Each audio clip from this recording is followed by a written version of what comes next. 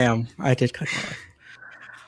Welcome to our reality, everyone. I don't know why you're here, but I'm glad that you are. Today, we're going to be going over the week 2 eviction, and we're also going to be talking about everything leading up to week 3.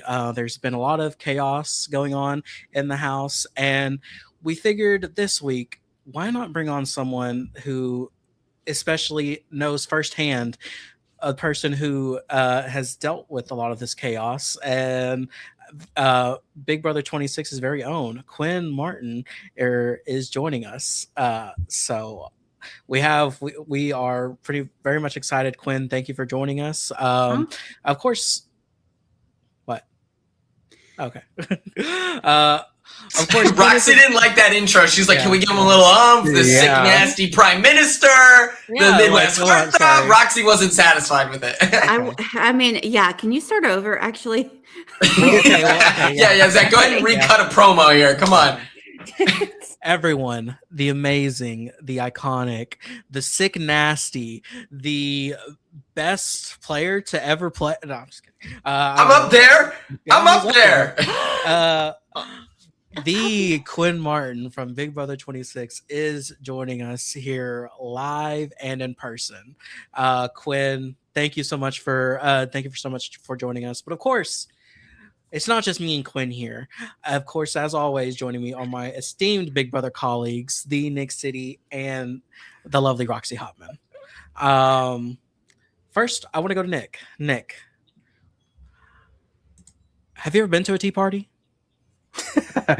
Honestly, no, I haven't. And I don't think I want to go to one after seeing the events play out this week. So you can keep my invite. Thank you very much. Roxie, Zack. The Boston Tea Party. Did you know that was a thing? Yes. Apparently people in the Big Brother house didn't know. So wait, we gotta make sure. They didn't? I think it was Melody. Comments. No, Correct me if I'm wrong. It was Melody and Mallory. I think they were talking about the Boston Tea Party, and Devins was explaining it to them about what it was. Grief. Mallory also didn't know, like, where this. I think a lot of people don't know this, but she was having trouble figuring out where states were on a map, and I was just like, "Yikes!" I mean, I had secondhand embarrassment. I'm just saying. What state are we talking about? Wasn't it Big Brother 24? A lot of them. Wasn't Big Brother 24 where they didn't know if Paris was a country or not? Or I think it was. I forgot about that. And then someone thought there was a New England. No, New England was a state. I want to say. Was it Alyssa? Yeah, it was Alyssa. Oh boy. Well, Quinn, this is your first time joining us. So first, I wanna get your thoughts. How have you been feeling about the season so far? I don't want to. I mean, it's still early. I mean, people want to say people are already losing the game by now, so it might be over soon. But it's still early for us. So how have you been feeling about the season so far? In a lot of ways, this season does feel like the darkest timeline. All right, and I understand where people are scared, they're nervous. Our underdog faves are put it. Spotlight is on them, and there's probably no other choice but for them to go home. But it's like, let's remember who's in power that we do like. That's what I try to hold on to. I'm like, I do like Dee. I do like Rick Devens. Angela, BB26 family. All right, that group chat was dead. She gets on Big Brother 28, and now we're back. All right, the family is healed. I like Drew. I like Barrett. It really is just the existence of the red corner that's keeping me in a constant state of sadness. So as long as we can find a way to dismantle that and look forward to it, maybe that's where the hope is built on, and that's the light at the end of the season. Like that's what I'm holding on to. I like it so far. The competitions have been fun. The outfits have been high budget. I love the costume department. Their goal is to make everyone look hot, and I think that they're succeeding. All right. At which, speaking of people being hot, Barrett bucking up to Rome for using the B word. feminist icon. I was like, that's hot. I was like, whoa, make some noise. I was very, very happy to see an upstander in that house. Of Me course, too. I was people had some opinions about that and everything, and I was like, okay, let's go, Barrett. I've never seen him do that before. Then again, like what? I raised him.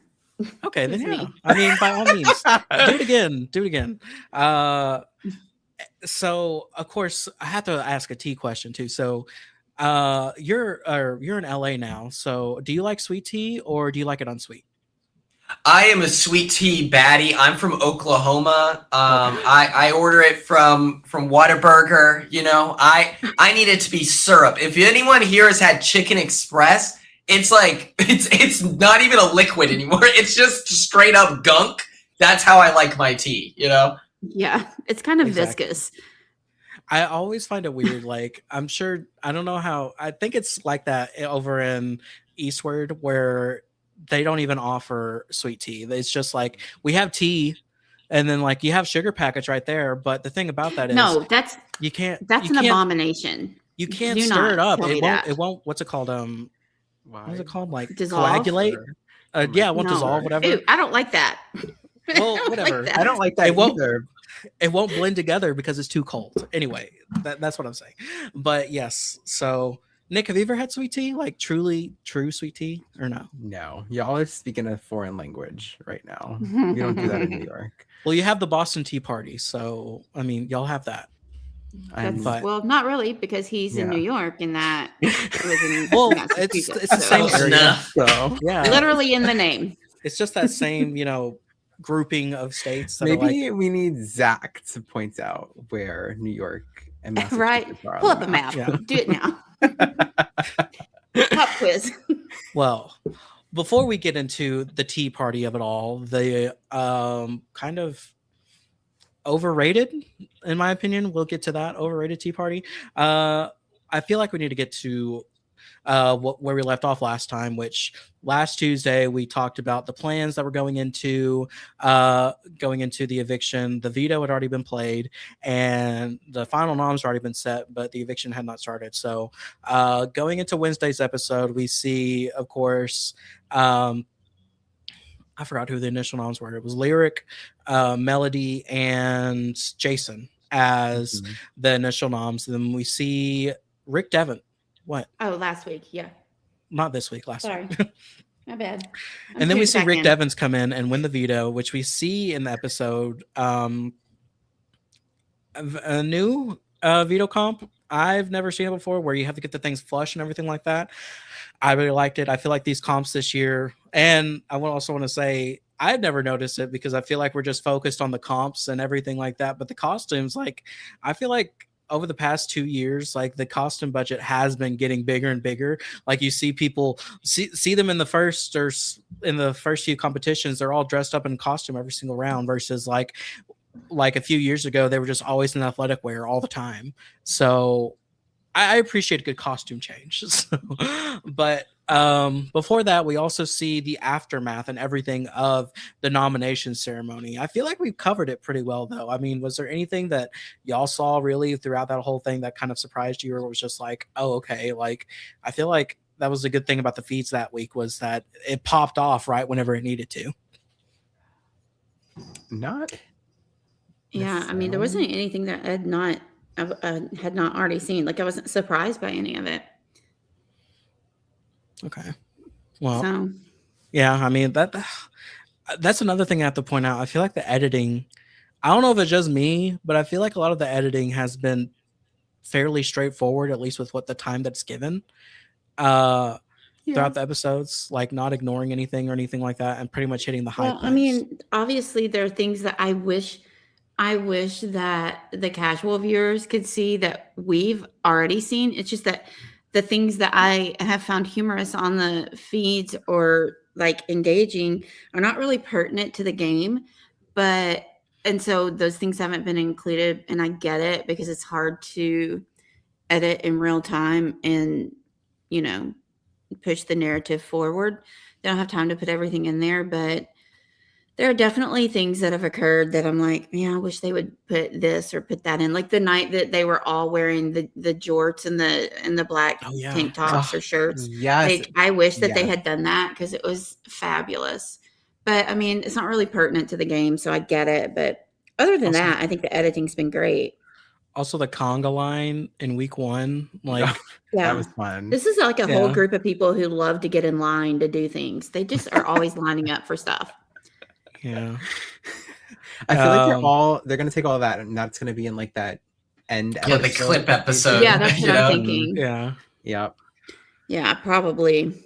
Did y'all ever have a match or like a dress like each other party or a look-alike party in 26? I wanted to do like on an eviction. I was like, one eviction night, we should all dress like pirates. Like we get the bandanas going. And then day 4 happened, and then all of a sudden the house synergy was like ripped to shreds, and it was not happening. I know I did an 80s night. It was like me, Leah, Cam, and Joseph. I think Joseph was a part of that. And we were all wearing like 80s stuff like that. So that was fun. Tucker was really good about wearing outfits on eviction night to compete in the AI arena. So he had his like rock on nails. If anyone remembers that, it was like rock on or whatever. He had that going. So we had like some single people stepping up wearing outfits, but for the most part, we were not on the synergy wave at all. Well, and this was also before everything that happened during the nom ceremony. So I feel like it's the same way too, where it's like it's good for a little bit, but then also something big happens, and it's like, well, now the synergy is way low. The game has just gotten real. So, but of course we see the comp happen and everything. Barrett fumbles yet again. Oh my god. Kind of on purpose at this point. I can't defend. I feel like Quinn could attest to this. Like, do the comps see? I feel the comps are definitely harder in person because I feel like you get sort of like, what's it called? Nervous, anxiety, audience, or you know that you're on live TV and it's going to show like, but you won a few comps, so like, how did you get? Did it feel as easy as it looks to us in any time, or was there always in the back of your mind where it's like, I don't want to look like a dummy in front of everyone? I would say the strategy in approaching Big Brother is accept that you're already gonna look dumb. Like that ship has sailed. You sent in your clip or you sent in your tape. You went through casting. You know you're gonna look like an idiot. Like that's the point of the show. So I never held on to that. I would say my general piece of advice for a competition is to hurry up. So often we get people's perspectives in the diary room where they're like, I'm going to try to take my time on this. And it's like, don't do that. Okay, Why? Like, it is better to take like 20 reps to get it correct. But if your 20 is faster than someone else's like 4 get it right attempts, then it's like, yeah, congrats, you won. Also, something to consider. If we're talking the veto where like they had the little flowers and all that, that's unfinished wood. All right. So that he's dealing with a ticking time bomb splinter machine. And so I understand the hesitancy to run with it. It's like running with scissors at that point. When I played OTEV, I sliced open in between my fingers, which is a crazy spot to hurt because the wood is unfinished. And I'm digging through these like super baked Orbeez, hot as gunk, feels like macaroni and cheese. And I just slice open my hand on the unfinished wood. I'm like, oh my God, I signed away my life, so I can't even sue, you know? But yeah, so that's something to consider is they're dealing with a ticking time bomb, all right? So can't be too mad.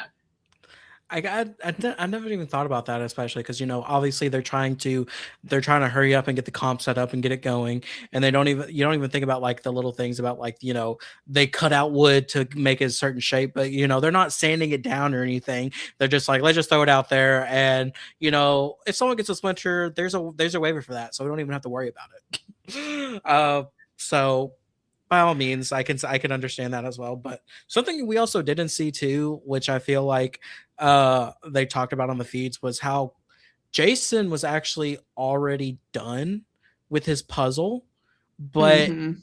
Rick Devens finished his and hit the buzzer before Jason did, because Jason was looking to make sure that it was right, which Oh, very yeah. close. I feel Wow. like it.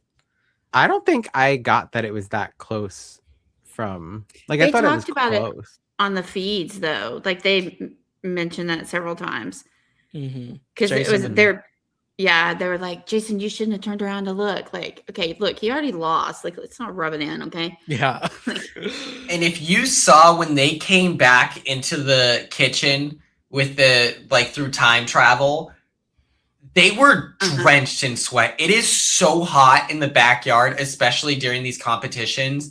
Like the AI apocalypse competition, I swear to God, I lost 15 pounds in sweat. It was like we were disgusting, and no one wanted to talk to anyone afterwards because it was so gross.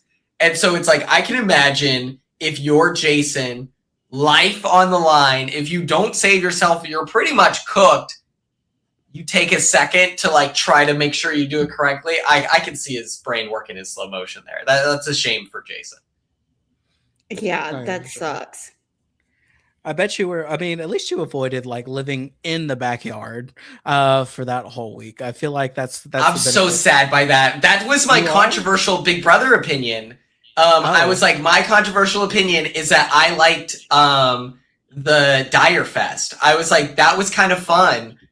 I know that I am the only person who feels this way, but I was like, that is so cool. And then when T-Core told me in the jury house, I felt true disappointment. I was like, I felt like my child died. I was like, I just need a minute. I was like, this is so. I feel well. I also feel like too, like the people are talking about it during Big Brother 27. Like, you know, a janky week could heal some of the house guests and like wake them up. Just having them live in the backyard. I'm not opposed to them living in the backyard by any means. I liked it. I thought it was a fun twist. I thought it was really cool to divide the house into two. So, I mean, you definitely, like, people were like, the feeds were so boring, and like, okay, everyone did kind of look half dead on the feeds. I will give them that, but like, I kind of liked it. I don't know. Dividing the house guests to inside outside is what gave us Muffin Gate. Remember when Jasmine, who ate the muffin? Well, yeah. Remember our clip? No, that happened. It happened before. It was like the week right before it. Oh, it was before. You're right. Forget it then. Who cares? That clip of you. Yeah. Well, yeah, I kind of noticed that too. Like they were really sweaty and stuff like that. Like, well, something else that they've talked about too, which I've seen on social media, like how they've been delaying the vetoes a little bit too, to make sure that it's like cooled down outside. Because I mean, I'm in the state that I am, and it's hot as hell. It was 102 degrees today, so I wouldn't want to. Oh, that's crazy. Yeah. Wait, is that sarcasm? No, that's hot as hell. Like, okay. What? 100 and what is it? 102. Does it not get that hot in New York? Not really. It's 73 degrees right now. Shut up. That sounds delightful. My goodness. Speaking of competition, I am curious. We have Bumpkins HQ here. All right. First of all, let me know if you like Barrett's Bumpkins. If that's not the community name, you have time to control the narrative before it spirals out of control. I'm fine with whatever. How good at basketball was the Spicy Bucket? Oh, I tried to find his huddle highlights. I couldn't find anything. I want to know, was he good? Was he good? Was he a trash talker? Roxie, you said that you knew him bucking up. Did you see that on the court? Give us the tea. Listen, Barrett never played basketball in like in school and stuff like that. Like on a school team. I mean, he played basketball, but yeah, I mean, he's definitely a trash talker. He played baseball, like organized baseball. Worst sport. Worst sport. That's crazy. Baseball. He's 6'6". What's he doing on the baseball field? I know, but look, Barrett's the baby of the family, and his older brother was a big baseball player, so it was just kind of like It was expected. I mean, Yeah, can he like, just let you're it- gonna we'll play let the it ball slide. really easily? Like, being he that actually tall? Like, Yeah. yeah, he's pretty athletic considering how like long his limbs are. Like sometimes whenever you're that tall, like you get to be kind of like you don't know what to do with your body. But like he definitely played basketball, and he is a trash talker sometimes, but not like. I mean, he's not like fighting with people. But he didn't really play organized. Like maybe he did like when he was little, but I don't remember that. I Are know we that- going to catch Barrett playing in that league with Zack and he who will not be named from BB27? Is he going to be caught up in that league or no? That would be No. fire. That's a real question. That seems like the only digestible version of baseball that I've seen. Well, they I'm are. like, they yeah, are- they're doing TikTok dances. That's sick, actually. I do appreciate it. But is they are Barrett going to pretty be in that tall. league? I mean, maybe. Who knows? I doubt it. Like I doubt it. baseball's not fun to watch like on TV or anything. It's only fun. And when I say fun, I just mean moderately. So not even like, woo, just kind of like, oh, that was okay. Like that live. But I mean, it is America's pastime, right? Like I Well, just I'm not really that into it. Savannah Ball has definitely been something that like I think is really fun, but Yeah. I'm not even being ironic. I think that it looks cool. But I Yeah. just want to know if we're going to see him out in the league, I'll support him. I'll buy a Barrett jersey, #1 bumpkin across my back. I'm willing to do that. All right. He has long I curly would. hair and glasses with a nose ring. That's like come on. I'm going to buy his action figure and tell people it's me. I'm just waiting for do y'all remember during Big Brother, or not even during Big Brother, it was during COVID, whenever there was like Big Brother boxing matches, like quote unquote like Yes. reality TV celebrity boxing do matches. know or what whatever. Oh, Exactly. yeah. Adele from Big Brother Canada 2. I literally Yes. messaged him yesterday. I'm trying to get him to do an interview. But yeah, I started going through his page and I was like, this feels barbaric. This is crazy. I don't know, maybe me versus Corey, the Blueprint Baddie Burger. Maybe that's Yeah. my boxing matchup. Who do you, as you're Barrett's closest friends, his alliance in real life, who do you want him to box? Who do you think he has a good shot against? I mean, I feel Can like you he has to imagine go- anybody? His reach is ridiculous. Like He needs to box him some and really Brendan? short. Is who's the second tallest house guest? Michael? Oh, Michael Michael's Bruner? probably Michael is The long. super Yeah, fans? that's kind of scary for Barrett. That's kind of scary for Barrett. Yeah. I feel Maybe like we give him Michael's fast. Jerry, Big Brother That 10 was- Jerry. Yes, perfect. There's a lot of street cred to be gained from beating up a Marine. Like that might Right? be what pushes Barrett in House of Villains territory. Dan- Beat up an old man. Maybe. Maybe. Dan on one of his like streams or whatever said Jerry still does works out. He still Oh yeah. gets up and like is pretty still a fit guy. He So did. I feel like Jerry would win against Barrett. Sorry. Well, sorry, not sorry. I mean, it's Jerry. This is your closest friend. I'm a bystander Yeah. to this. Exactly. I'm Are you being facetious right now? what? No, Okay. Dan. Well, what? If I'm being serious, I think Barrett versus what, a 90-year-old man. I'm pretty sure he has it, but Jerry's not going to go down without a fight. We saw that on Big Brother 10. When he fell in the pool. Yeah, whenever he lasted however long he did on the. Oh yeah. There were several comps. They were trying to kill him. Like Yeah. they had him on the wall. They had him on that like swinging thing. Hmm. Now it's like OTEV, they did the like wall used to be like this. Now it's like this so that it's easier for people to get up there. I'm like, no, bring the physicality back. Listen, Josh talking about let's make it less equitable. I was like, this guy is nuts. Yeah. Let's make it less equitable. Put that on a bucket. It's so funny Make to it come out in your harder. preseason interview and be like, I would like things to be catered in my direction. I think that's Yeah. hilarious. But We saw. I mean, I guess there's honesty there. Because everybody probably thinks to themselves, like, I wish it were easier for just me because I want to win. So, I guess by all points for means. that. So we see Bears losing, or competition losing streak still going strong, and Rick Devens wins the veto and uses it on Lyric. We had Queen. some definitely reasons to why maybe he shouldn't have done that, but I feel like the results show themselves. I mean, he did get, he did end up getting Rome out by a Well, he vote. doesn't play scared, and decisions that we would have made would have been more on the cautious side. Like you better be real sure that this move is going to work, and taking Lyric off the block on paper is ridiculous because you're not going to break up the showmans. But it worked out in the end. So it's kind of like, I mean, Hindsight's 2020. Yeah. I still wouldn't have done it though. If your goal is to break them up, that's dumb. Oh yeah. But it worked out.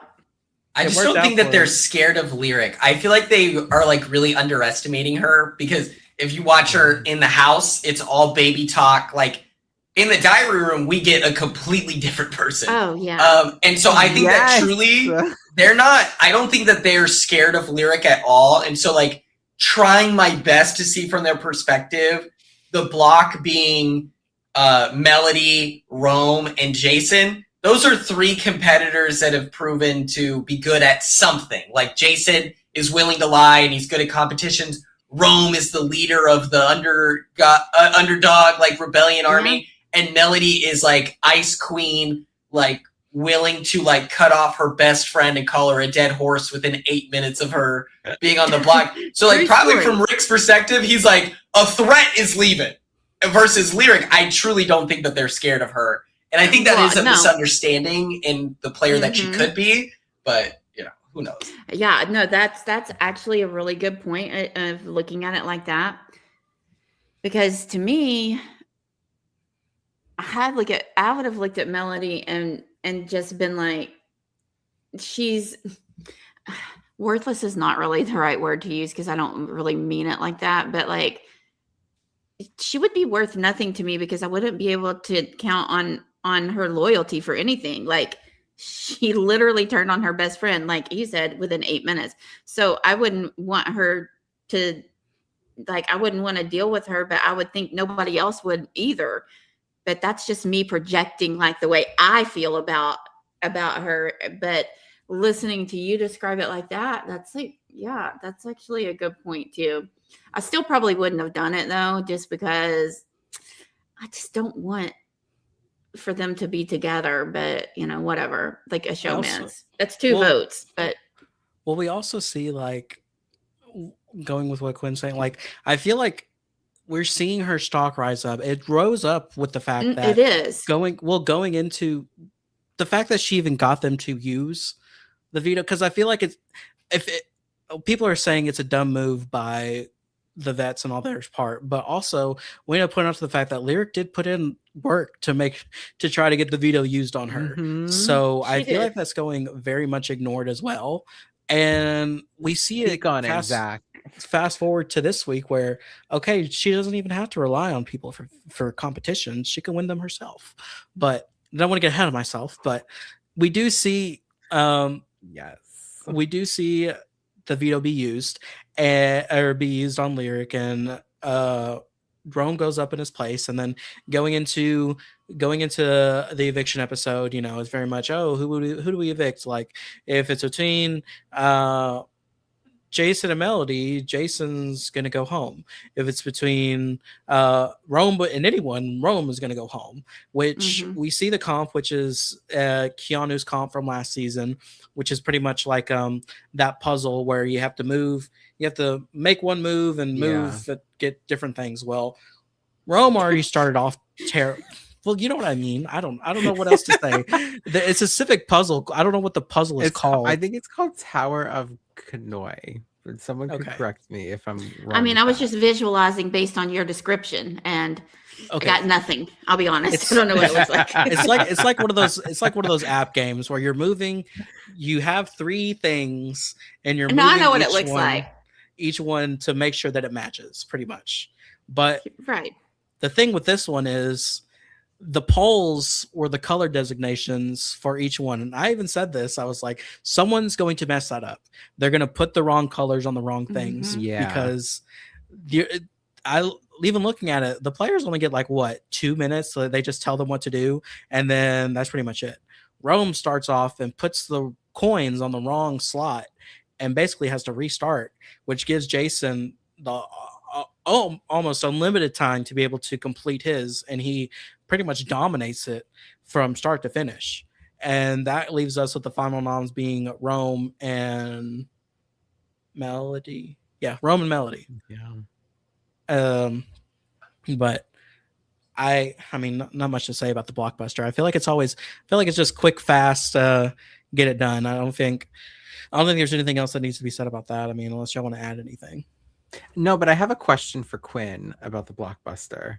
Like, so I guess this is like, a question in general, but you guys were like in the house when they were like doing the blockbuster in the backyard, is it? Or like, where is it exactly? Yeah, the Because backyard. The backyard. Okay, it is in the backyard. Do you like hear like Julie or anyone being like, congratulations, like so and so, you don't hear shit from inside the house? Because like I was always like, how is that possible? They like had us go, like we had to be super quiet, and then we would be in a different room. Like we would leave, and then the competitors would go. And then mine was interesting because it was America's Veto, and so the whole house got to see what the blockbuster AI arena was going to be, because it was like, in theory, we have no clue who it's obviously going to be me. Tucker was very clearly America's Golden Boy, like so clear. But that, production has to be like, just in case, you never know. So we all got to look in there and see what it looked like before we competed. And then, you can't hear them competing at all. Okay. I was always curious. I still think about that America's Veto, like, at least for me, like, I didn't vote to put you up. Like, hey, I appreciate that. I think I totally did, Quinn. Sorry. Let me tell you, I've searched my name in all your Twitters, all right? Talking crazy shit, but we'll let it slide. We'll let it slide. Want to know why? Because who cares, actually, right? But I think that it makes sense that I was America's Veto. I had no expectation that America liked me. I was like, I get it. Tucker is crazy, and he's really handsome, and he's shredded. So, like, what does he not have going for him here? So I understood the battle that I was in for. Well, apparently he didn't have the jury going for him, so you have that over his head. Who's the real winner? The guy who got America's favorite player, or the person who was in jury for 31 days? Chat, I'll let you decide. Come on now. But okay, so I was also they've been doing a weird thing where, especially last year, whenever Kelly, if y'all remember, I think it was whenever Kelly's first blockbuster, where you had to find an item or whatever and put it wherever, where Kelly put the crown on her head, and then production was like, put that back, put it down. And she's like, oh, sorry. And like, basically they didn't want to spoil who won the blockbuster because of that or whatever. And it's just like, I mean, because there's that awkward walk down, and it's all they I don't know. Wait, so they bring them in the house to go up the stairs just to have them walk down the stairs. That's so awkward. I didn't realize that.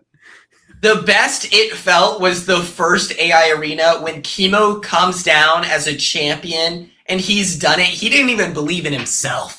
For most of that week, he's like, I'm the lamb to slaughter. But he came together, he did it, he won. Evil was vanquished that night. And so it was like, that was the peak. Mine was really funny because Kenny was so ready to go home. And he knew if he was next to Tucker was going home. But next to me, he's cooked. Come on now. Never get the votes. And so Kenny is massaging my shoulders while we're at the top of the steps. And he goes, "You're a good kid. You're a good kid. They wouldn't do this to you. They wouldn't do this to you. You're a good kid. You got a good heart.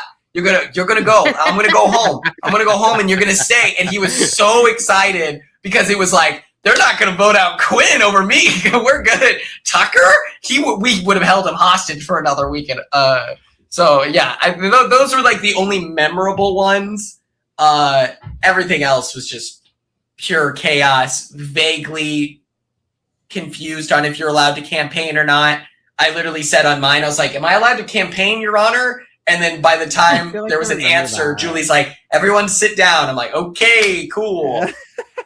Wasn't the one where Cedric left crazy as hell though? Like that's the one that stands out to me. That was wild because it was like, you have Brooklyn consoling Rubina, being like, "Hey, I'm sorry. I don't know if I have to vote, like whatever." And then I'm looking at Chemo, and he is so clearly not gonna vote to keep Cedric, and I'm like, "Whatever you do, it's okay. It's okay." It's like your boat is sinking, and you're trying to pretend like you're cool with your pants getting wet, and you're like, "It's all right. Hey, we're still friends no matter what." Oh God. Like, oh my goodness. It was pretty chaotic. Tucker okay. I had this plan.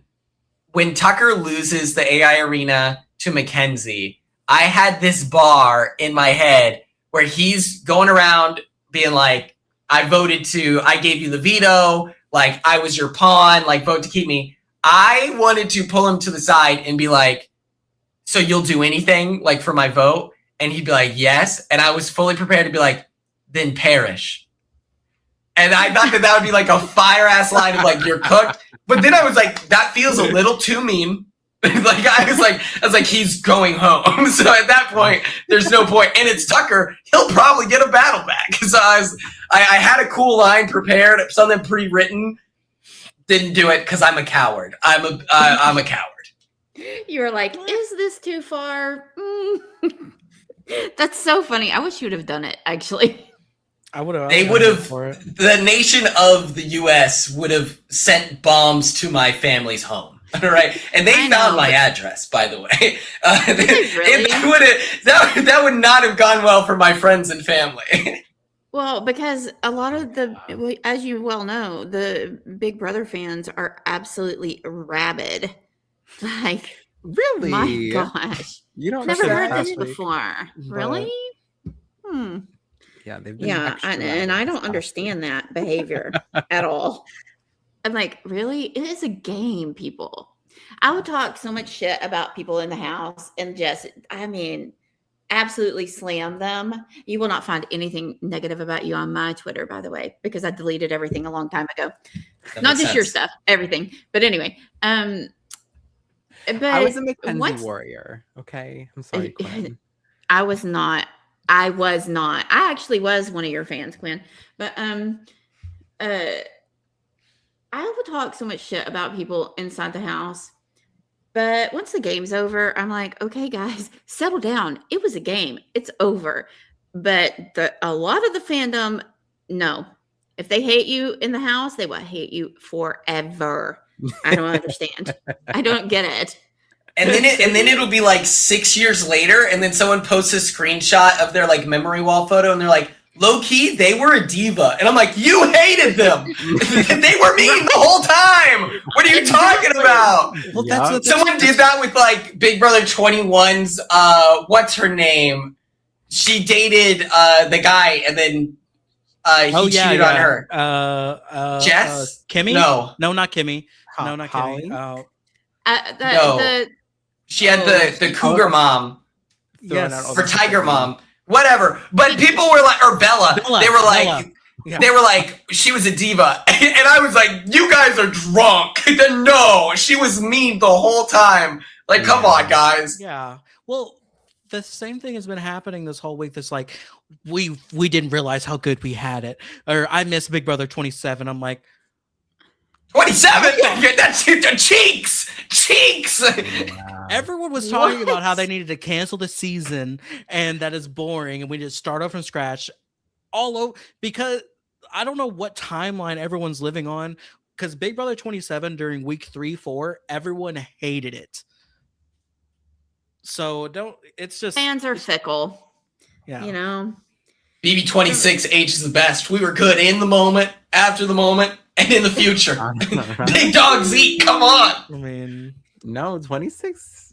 I think it's the best, like, post-COVID season, in my opinion. We'll take that. Yeah, I could agree with that.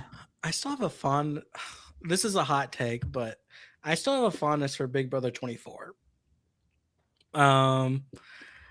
Obviously there was nasty. I feel like the only reason why for me is because the person who should have won, or the person who the fans wanted to won.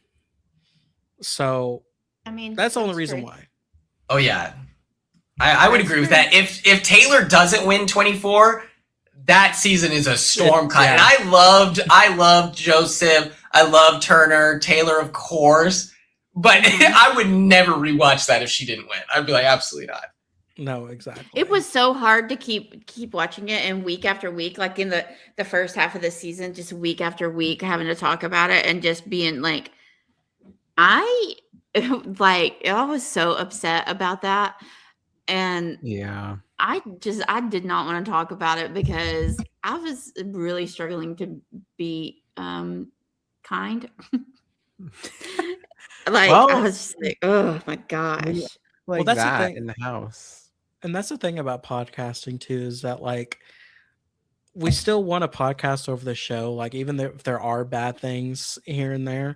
And it's like we want to at least try to be optimistic. Like even during 25, like we were just like, you know what? Maybe Suri will win a competition. Maybe Felicia will win something and do something different. It never happened, but you know, it's that optimism where it's like, you know, there's a chance. But 25 was great for me. Jag was my winner pick. So that was the story of what a great summer. And I loved the unreliables. And so when he would just step up and save our king and queen, Corey and America, I was like, this fucking rules, dude.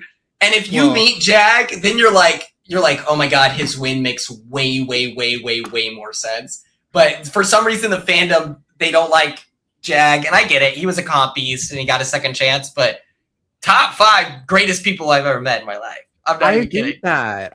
Jag is so nice in person. Like super duper nice in person. Because I met him. Quinn, I actually met you too at a watch party. But you probably don't remember it.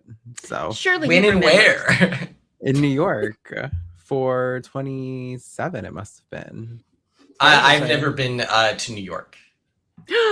Nick, no, are you lying Nick, to us? why'd you lie? You met Turner. No. I did meet Turner, but that's not who I'm thinking of. You saw Barrett from behind, and you're like, "Oh my God, it's Quinn." I'm 12 inches shorter than that. A lot of people from your cast there then. Oh yeah, because I was there with Barrett actually. So like that's Leah funny. was there. So it was Barrett. I'm just kidding. Yeah, Leah was there. Chelsea Tucker was there. Mackenzie was there. Yeah, like oh yeah, it was like just me and Angela in Dallas, Texas. Everyone else from our cast was there. We're like, oh, sorry. That's funny. I mean, Dallas is all right. Just kidding. I'm from there. It's not all right. I just want you to know that chat is calling me out, and I don't like it. I don't like it one bit. I'm just kidding. What? They're all like, Roxie, you had all kinds of things to say about 24. Well, we all I did. It's true. Because 24 was really hard to watch live. Like, I think it was, and I did a lot of mocking. Good. I definitely mocked. I definitely mocked some people. Whatever. I still love you, chat. My Angela remembering skills. Okay, chat. I've met a lot of alumni at watch parties. It's hard to keep track. Shout out to Angela. She mentioned me last night on feeds. She called me a troublemaker. I was like, that's a fire intro. I was like, this is great. I'll get us back on BB28. Well, yeah. Well, no, that's something else I wanted to say too. Like, so hold on. Let's go through the rest. Let's go through the rest of this, and we'll talk about that because I feel like that's a whole big segment in itself. Heck, but you gonna start it? Okay. No, I'm sorry. So we see Rome leave 12-1. Taylor being, I don't know why. I'm kind of confused by that still, but Well, she said she just doesn't want to.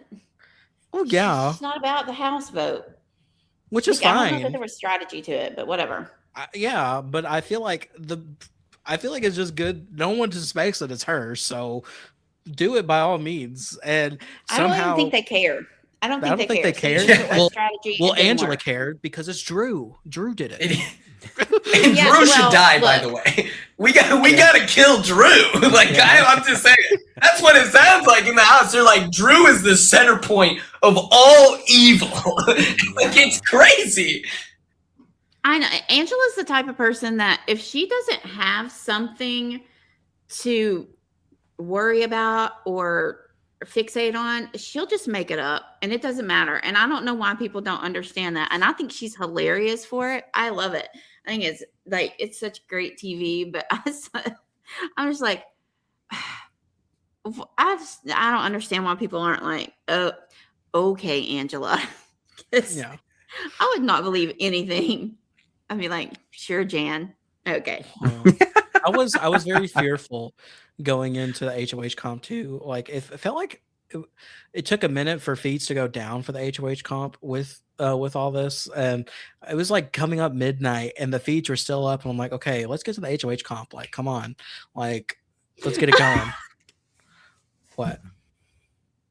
Well, Quinn ruined Drew's game 2 years before he played. I did, and it's so funny because I'm like, dude, poor Drew. He's doing such a great job. You know, he's playing so hard, and then it's just F's in the chat. It's just there's nothing he can do. yeah. It's Well, so funny though.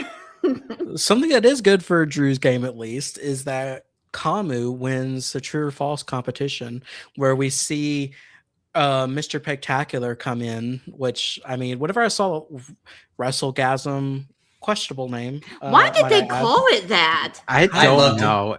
I want the merch, guys. Please. Yeah. Right? Well, Are they selling those shirts on the website? Because Well, if any of I y'all have definitely seen, would buy one, but I was like, what the hell? Why Have- are if they any of- calling it that? if any of y'all have seen The Boys, like they call something Hero-gasm, and yeah, Pardon? Hero-gasm, yeah. Hero-gasm, WrestleGasm. I don't know why they went with Gasm. They should have gone with like, well, they couldn't go with Mania, obviously. So they go Wrestle. They could have said Terrific? WrestleManic. WrestleManic, yeah, or something like that. I don't know. It was a very interesting choice of a What- title. But we hear Tail that's spun, or Mr. Spectacular. Well, what's his new name? Mr. Pretty boy? Yeah, he's a pretty boy. Yeah, Pretty Boy. Rebrand. I guess. Jesse's dad. Yeah. Yeah. So Kamu, or it comes down to Kamu, Taylor, Barrett. Hey, he's getting up there. He lasted pretty long. And Lyric, was it? I don't know, some mixture of them. But then Kamu It was ends some up winning. people who were playing the game. That's all we know. So yeah, Don't ask. We don't know. it was Kamu versus the world, kind of, pretty much. And Kamu comes out with We've the narrowed win. it down to people who are playing Big Brother. That's all Yeah. you need to know. Okay. Well, Quinn was in there somehow. I'm just kidding. Yeah, I am. I am like Remy is to Linguini for Drew's hair. I am pulling the strings, and Angela sees right through us. And it's like, I get it. My bad. Well, y'all remember last year when it was like Vince's worst nightmare? It's like now it's gonna be Angela's worst nightmare. But we see him come out and beat the HOH, and much to of the internet and most of the fandom's dismay, no one really wanted this, but selfishly, I was fine with it, only because of the simple fact that I was pretty sure that Barrett was going to be safe for the week. At least Barrett. I don't know about Drew. Why are you so biased? Oh, sorry. You should be biased. Let me- you should be biased. And if no one's Look gonna at have who Barrett's created back, the it's got to be podcast. Bumpkins HQ. Yeah. Come on, I get it, mean, Zach. I agree. Bumpkins HQ is wild. Let me look at who created When the he comes out of the podcast. house and that is the new name of the podcast, Yeah. and he's gonna I'll be- buy merch. Total rebrand. I love But- it. But yes, but I feel like it was pretty straightforward who he's going to do. I don't see him Mhm. being the type where he wants to make any big waves or anything like that. And it was going to be a mixture of Latrice, Lyric, Mallory, Melody, Taylor, something like that. So anyone not in the tool shed, and mainly anyone not in the tool shed and a woman to start out. So he nominates only women. Latrice, Mallory, and Lyric end up being his noms. Ugh.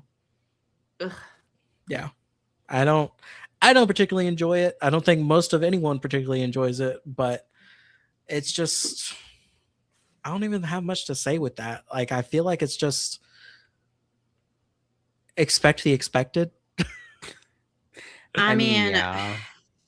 The only other thing was that he was gonna just put Jason straight on the block, which I felt like was such a, I don't know, like, again, expected thing to do, but then decided to not.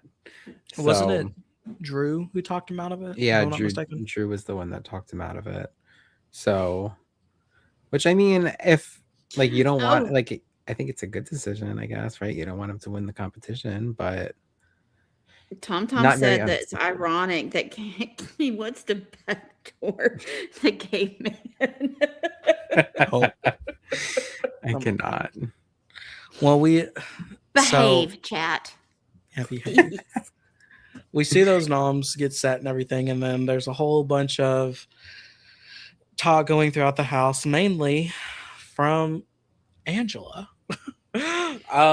Wait, Being- let me get my shocked face on. Of course, all throughout that we can't have a simple week if Angela's in the house. We can't have that. Quinn, I'm sure you are well aware of this. There's no simple weeks when Angela's in there. So But Even how when weird she's would it be if it safe, were? she like makes it into like a weird situation where it's like, you didn't have to do that. Like, Angela's in an incredible position where if she just didn't do anything, like, she is top 5. I would put money on it. Like, I think she could finish top 5 if she just straight up like wasn't engaging strategically and was just like, yeah, whatever you guys want to do, let's run it. I'm just Yeah. gonna swim in the pool, chill in the hot tub. If Yeah. only. That's what she should have done. But that's why they bring him back. Whatever. You know, that's why she's there. I appreciate her playing Exactly. so hard, even when it's suboptimal. You know, we give Rick Devens the round of applause for playing suboptimal and fun for TV. Angela's trying to get her sound bites too, right? So I'm here for it. Listen, I'm here for it. I love the chaos. I love it. I watch it and I'm thinking, oh, this is so stupid. But I tune in for every second of it because it's entertaining. It's entertaining to watch. And if she weren't, look, if Angela were not involved in all of the shenanigans, it would be boring. So I like it. Well, speaking of which, something else that I did forget about was during the Unlocked episode, we also did see what the rest of the punishments and powers were going to be, which is something else we really need to talk about. So for the punishments, I guess we'll start off with that. We see the hardball detective is already taken off the board, but what's left are Lord of the Latrine, which is from Big Brother 23, shout out DX, Hamazon from Big Brother 20, and Camp Guide from BB19, Adam and Eve from season 16, Yeah. and the iconic, the elusive, the amazing, the spectacular Red Unitard from Big Brother 8, 9, 10. I think that's it. 8, 9, and 10. If Barrett doesn't wear that red unitard, And look like the we're really wacky missing waving out. inflatable arm Can you flailing tube imagine? man. I hope he gets it just for fun. Like, even if he doesn't win it, like, I hope that they're just like, hey, we know you'll appreciate this. And he would wear it, you know? I He mean, would. that's comedy right there. Barrett in a red unitard. Come on. I feel like these are the best ones. I mean, I would have preferred them having. I don't like the person that got it, but I liked the Star is Born um I punishment don't remember which one that from was. Big Brother All Stars, where it's like you get like babies, like a whole bunch of babies, like every few days or something, and you end up with like 22, not actual babies, like these are like little stars. Like, Oh no, yeah, I feel like I vaguely Just a do bunch of remember infants that. in the house. Yeah, You don't remember that? Yeah, Arbor not Day was the really. one I that don't got that remember that punishment. season. Yeah, Arbor Day was the one that got that punishment. Oh, And got it. Okay. Oh my And then- gosh, yes. Jason and Camus is Adam and Eve is really funny. and then Adam and Eve, iconic. Yes. Yes, that's what That would be really funny. And I feel like it's you better know- than Caleb, Survivor third time boot Caleb and Victoria. Yeah, that'd be fun. Remember when And Caleb then- said he couldn't shave his head because he had a tattoo of something inappropriate, which was a complete and total fabrication, and everybody knew it, including production. And so he still had to shave his head for that competition. Do you remember that? I Do don't remember that? I do remember Hamazon where Fessy was almost throwing up eating the ham. That's so nasty. Yeah. I would crush a Amazon. Are you kidding? Processed meats? I'm throwing down. Like, this is low-key lit. I feel like getting a Hamazon. Bring on all the nitrates, please. Would you be able to? Well, so what was the whole thing? Whenever they get a Hamazon, you have to eat it within a certain amount of time, or what? Or it was like you couldn't leave the room until it was okay. done. Is what I'm remembering. But then Fessy can't eat pork, and so then they had to give him like, it looks like ham, but guess what? It's not. And I love the like planning from CBS there. Mhm. But shout out to them for having a replacement. That is pretty good. Yeah. Yeah. I also feel like that's just a good week to be a have not, because at least you have something else to eat. You get sick of it, but it's something else. And then Camp Guide, Alex had that one, which I don't remember too much from it. I mean, I didn't really watch that season. So It was like whenever they like blew the whistle, like the camp whistle or something, she had to like go outside and set up camp in the backyard, like pitch a whole tent and all this crap. Yeah. And then Lord of the Latrine, I remember whenever Christian almost got in a fight with DX because whenever he was in Lord of the Latrine costume, but it was still pretty funny. I don't know any other like big punishments like else I would have seen. Like I wouldn't mind the Germatard. I feel like that's kind of iconic in itself, but I can't think of anything else that I would have liked to see. I feel like these are the big ones that like anyone that knows, or pretty much everyone knows them. So I like the clown costume too. I thought that one would be a good one. Oh, I don't think they want to be Clown reminded style. of what season that came I from. know. Season I mean, 15? Oh, Yeah, the piggy well, exactly. one was kind of iconic. Yeah. Oh, yeah, yeah. Yes, Oh, what that about was the a good Wax one. Street Boys? The That Wow would be cool. I feel like they're scared. They're like they'll never be that good. Yeah. Right. That was a good You one. can't follow that up. And they had the frogs, like the leap frogs, remember? They had to jump over each other everywhere. Oh my god, Oh, yes. Oh yeah, Yes. Cody like and that one. Jessica, wasn't it? Yeah. Yeah. Remember the one in 18 with like the blurred Why out would you mention that in pixelated front of one? Zach? I know, of course. What's I knew wrong that with was gonna you? go there. But Yeah, the pixelated, yeah, the pixels over there, whatever. that one was so weird. Yeah. Well, it went with that season when they did the nudity Like awareness. nude cast picture. Yeah. Yes, the worst, the worst cast picture. I have nightmares about it. It's terrible. I would rather that than Big Brother 26's, where it's like not on an HD camera. It's just Oh, yeah. blurry. And like I have the framed photo somewhere of Cedric. He's like leaning on his arm back like this. And like from certain angles, it looks like his arm's here. But in the one that they had us sign in the jury house like a bazillion times, he looks like an amputee. He's like holding right here. His arm is just gone. And I'm like, how did we end up with this one? I'm like, we didn't have any better picks. Like, it's terrible. Very little attention to detail. That's for sure. Oh my God. See, that's another thing where I'm like, why don't they just get a photographer in there and just take pictures? It's not that hard. I could go in there and take pictures way better quality than what they have behind whatever that is. Like, it is what it is. But yeah, pretty self-explanatory. I feel like a lot of people guessed that these were going to happen. Also, what we come to find out is this is going to be the comp for every week. So yeah, have some. Well, Devin said that there actually is a pattern to it. Angela said there was not. Devin said that there is. Yeah. And then he talked about it a little bit, but. And I believe Devin's more than Angela. So. Really? What a shock. Yeah. Well, and then we go into, we see the powers that are eligible, which we have the replay power, very worthless power in my opinion. That is from Big Brother 22. The BB bribe, which is from last season, which was wasted. The mystery competitor, which is also from last season. And then we have the dreaded diamond power of veto. That was from Big Brother 12. And the never not pass. Yeah, sure, why not? And then the only one of those that's even doesn't. Yeah, like diamond power of veto is the only one of those that I would actually want. Yeah, I feel like Destiny from Big Brother 23. Okay, continue. Sorry, Zack. Sorry. No, you're good. Yeah, no, sorry, Zach. What is the Queen of Destiny again? I don't. It's remember. From Big Claire had to flip a coin for and if it landed on heads, then right. Or no, Claire didn't flip the coin. Tiffany did. It's technically anonymous, I think. Mm-hmm.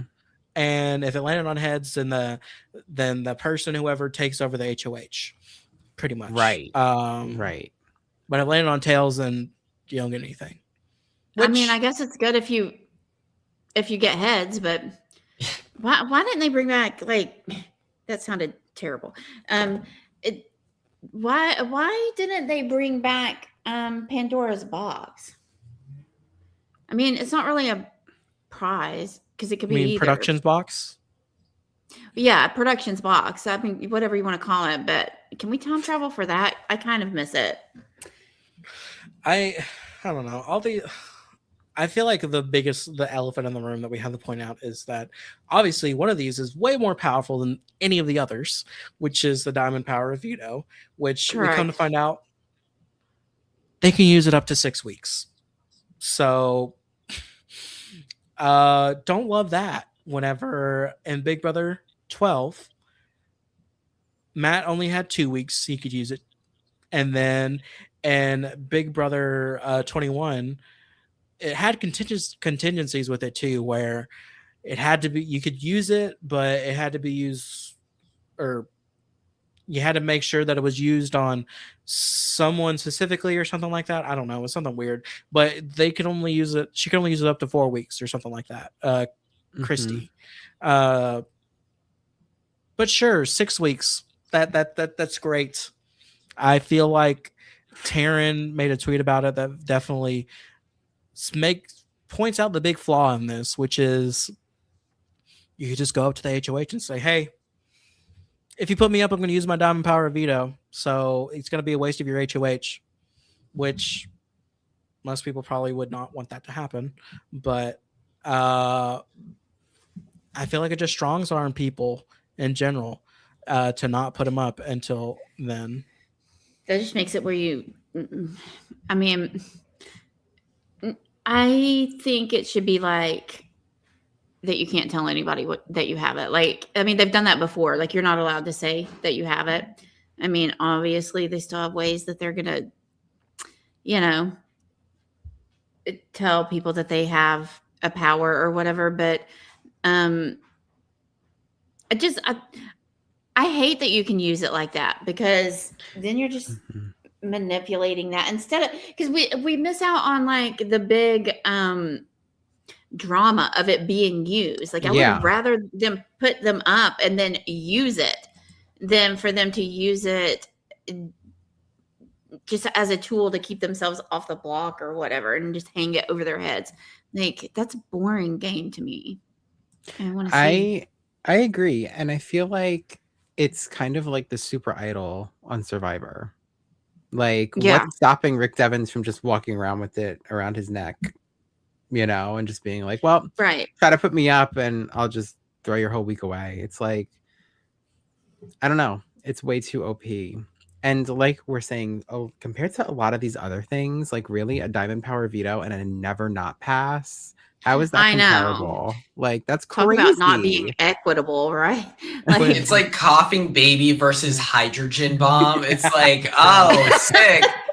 And it's like I think if they really wanted to do something with the veto, it should have just been the silver power veto, like in Big Brother's, what is it, 3 with Marcellus? yeah, when it was first, yeah.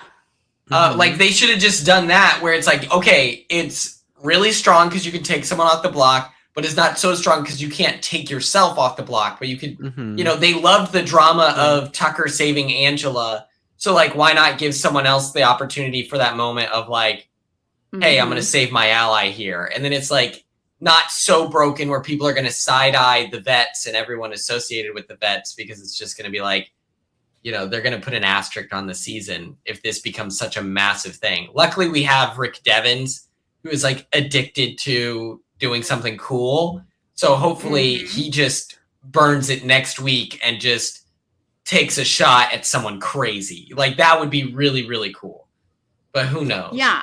I think we need to see a power shift in the house next week, so that Rick Devens will be more inclined to use it, because if as long as his side of the house is in power, he's not gonna, well, I don't know, he might get the itch and want to do it anyway and orchestrate something big just for the hell of it because it's Devens, but which I wouldn't hate. But I just think it would be so much better if the other side of the house were in power and he used that. Like, I would absolutely die. That'd be so fun. That is such a funny comment. I can't.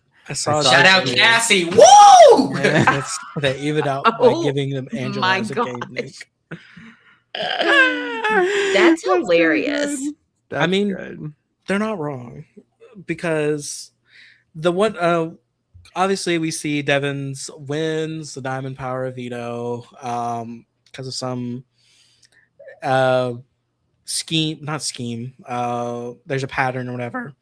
And I mean, who didn't see that coming? I mean, I feel like he was going to win the thing regardless. And now we're in this timeline where he has it in his back pocket. The only other person that knows is D.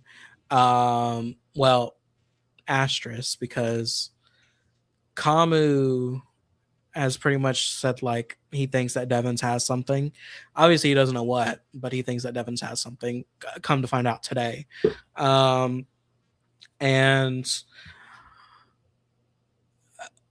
it's just, what?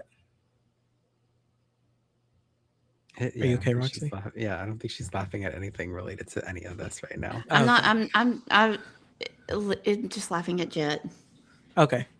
Roxie's under attack, and someone's got to do something about it, right? So we see all this happening, and then we end up with, whenever the veto comes, who got picked to play in the veto? Was it Angela? Angela and Jason. Oh yeah, Jason. Yeah. Yes. Angela and Jason get picked to play in the veto. And is it confirmed that it's ballerina? I think so. Bowling ballerina. Yeah. I think so, because they did. I mean, like, at this point, like, they literally talked about what they had to do, and we saw the outfits. So I feel like, yeah. Which I'm kind of glad. I kind of wanted to come back. It's been a while, and I feel like it's an equitable comp. Like, yeah, who's going to be spinning is a little gray area. Like, Angela can't spin in the same way that, like, Taylor can. But Angela is good at, like, sliding things. She won our week 1 HOH. Like, it's like, kind of, I don't know. Yeah. But we see this come back, and Lyric wins the power of veto. Mother. And I feel like this is good for her, at least. I'm glad that she won. I feel like it would have been better if Jason won, so they were both like at least somewhat, some of them are safe, so then something else could happen. But I feel like they would have been forced to, because what originally a lot of what the tool shed wanted to happen was for Kamu to put up Taylor, even though Kamu has a good relationship with Taylor and said, no, I don't want her to go up, pretty much. So this all culminates and leads to the big tea party of it all, which Kamu's talking all day about how he is going to call out Jason at this tea party, which I want to point out, Mallory just wanted to have a normal tea party. Mallory just wanted to have fun. She just wanted to have fun with her house guests. That's all she wanted. And she loves her themed parties. She's Exactly. very into the themed party. And I felt bad for her though. She really loves themed parties and planned this whole thing, and it didn't go her way. I do feel bad for Mallory. I saw her and Dee having a conversation today on the feeds, actually, and Mallory was like, I just can't believe like this is like my experience on the show so far. Well, yeah, she's like, well, even there have been multiple times she's been making really funny about it. She's like, yeah, I want to play victim. They ruined my tea party. And it's like, yeah. And then she's like, I'm gonna pass the phone to someone that made me a have not, put me on the block, and ruin my tea party. And the next put me on the block and ruined my tea party. That's so funny. I want Mallory to stay so bad. I'm a mall rat through and through. Shout out to the Pipe Queen. She is so funny. She's calling it Disneyland. Like, she is so funny. And it's like, it's such a shame that week one, she had a tough week one. And so then through the power of like the HOH like results and there being powers, that then it's like, oh, well, now she's just on the block no matter what. She's a perpetual pawn. When it's like, yeah. There's a future, like there's a scenario where she's able to integrate into the house, and like, I don't know, it just feels disappointing in that way of like, it is she's such a gold mine. And I like her. Like, I feel like there's something wholesome about her. Like, I can't even explain it. Yes. Like, she just makes me, she's just silly, and I love that. I like it. She's just, depending on which platform that you are on, she's very polarizing to the different platforms. You know, that's always the case. Like, you know how it is. Yeah. Like, some platforms really like people that I'm like, ooh, gross. No. But, and we know the platforms I'm talking about. But I have noticed though that on some of the platforms that I like, that there are so many people who are like, are very negative on her, and I'm like, why? I like her. I don't get it. I'm not here for it. I will not stand for, well, actually, I don't care. If you want to talk, if you want to not like her, that's fine. I don't get it. And I am judging you for it, but whatever. And all of this, I feel like it's just very weird. Like, why she was even put on the block in the first place. I feel like people are just like not even giving her a chance. It's just like, okay, you're on the block. It's easy. Yeah, it's easy. Because it's easy. Yeah. Which I do want to give Devin's props for, because he was like, I don't want to put people that have been on the block before. And of course, whenever Kamu won, I was like, well, that's not going to happen again. He was excited to put women on the block. He was like, yeah. So yes, finally, my MMA persona. I have a reputation upkeep. I can't be a coward. I can't be seen as weak. I can't show anything that isn't uber masculinity. And for that reason, I'm going to be too scared to do anything cool in the game. And I'm just going to target women and the single gay guy. And then he like leans back like he did something cool. And it's like, awesome, man. Cool. And Your MMA reputation is intact. And that whole He's very secretive, this one. And yeah, keeping did a you know that his secret. parents owned a gym, Sh- Quinn? Stop. You're going to intimidate Jim. people. hell yeah. Don't intimidate That means with he this doesn't have to pay information. for a gym membership. So he already has a leg up in the game. Like, how intimidating is that? I know. Well, I think gotta it's go. part of his legacy as the son of a gym owner to target women and children, people, of communities to which he does not belong. Like, Kamu was like, enough is enough. He stood up. He's like, it's been going on too long. Women and gay people have had it too easy in this game. It's wins one for the boys. It's like, oh, great. Thank God he did something because yes, for so long the men in this game have been downtrodden. Like, Right. come on. Tucker would have put him in a headlock by now. All right, that missed me with the drag comment. Tucker would have been through the TV screen. All right, Oh my God. and would not. And Tucker was our most macho guy. I'm like BB26. Exactly. We would have killed him with hammers. So we would have been like, no, we're not letting that slide. We could smell the voter registration from a mile away.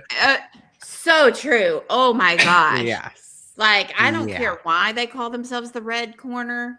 I know why you're the red corner. Well, you know, it's Like- so funny that like before we got the official name, like on the episode, we were like, are they just like calling them the red corner because we all just Yeah. get the vibe? thought Or that. I did. Like- I was like it's so uncanny too how they all just navigate, like migrated towards each other, and it's like there's like a magnetic pull, and they're just like, we must stick I together, also think no I matter also how think- ridiculous it is. I also think they literally had to put in that explanation in the episode as to why they're called the red corner. Like, wait, it's because of this. Not because of anything else. It's because of this. Which, mind you, I had no idea about. And I can't even fact check it. So sure, why not? I But- don't know. All I know is not a fan. Yeah. Well, we saw Not- Same. A fan. on the feeds, we see Kamu, life of the party, calls out Jason for things that he's already been For called out on. nothing. Yeah, things that he's already been called out on, mind you. So we were just reiterating this for no reason. Two, Well, I really also want to point out that both like Barrett in particular, very unaware of the plan, even though Mr. MMA rehearsed it for hours as if it was going to be something epic. It was not. But the fact that Barrett was still in his dress was absolutely hilarious to me. He looked fabulous, by the way.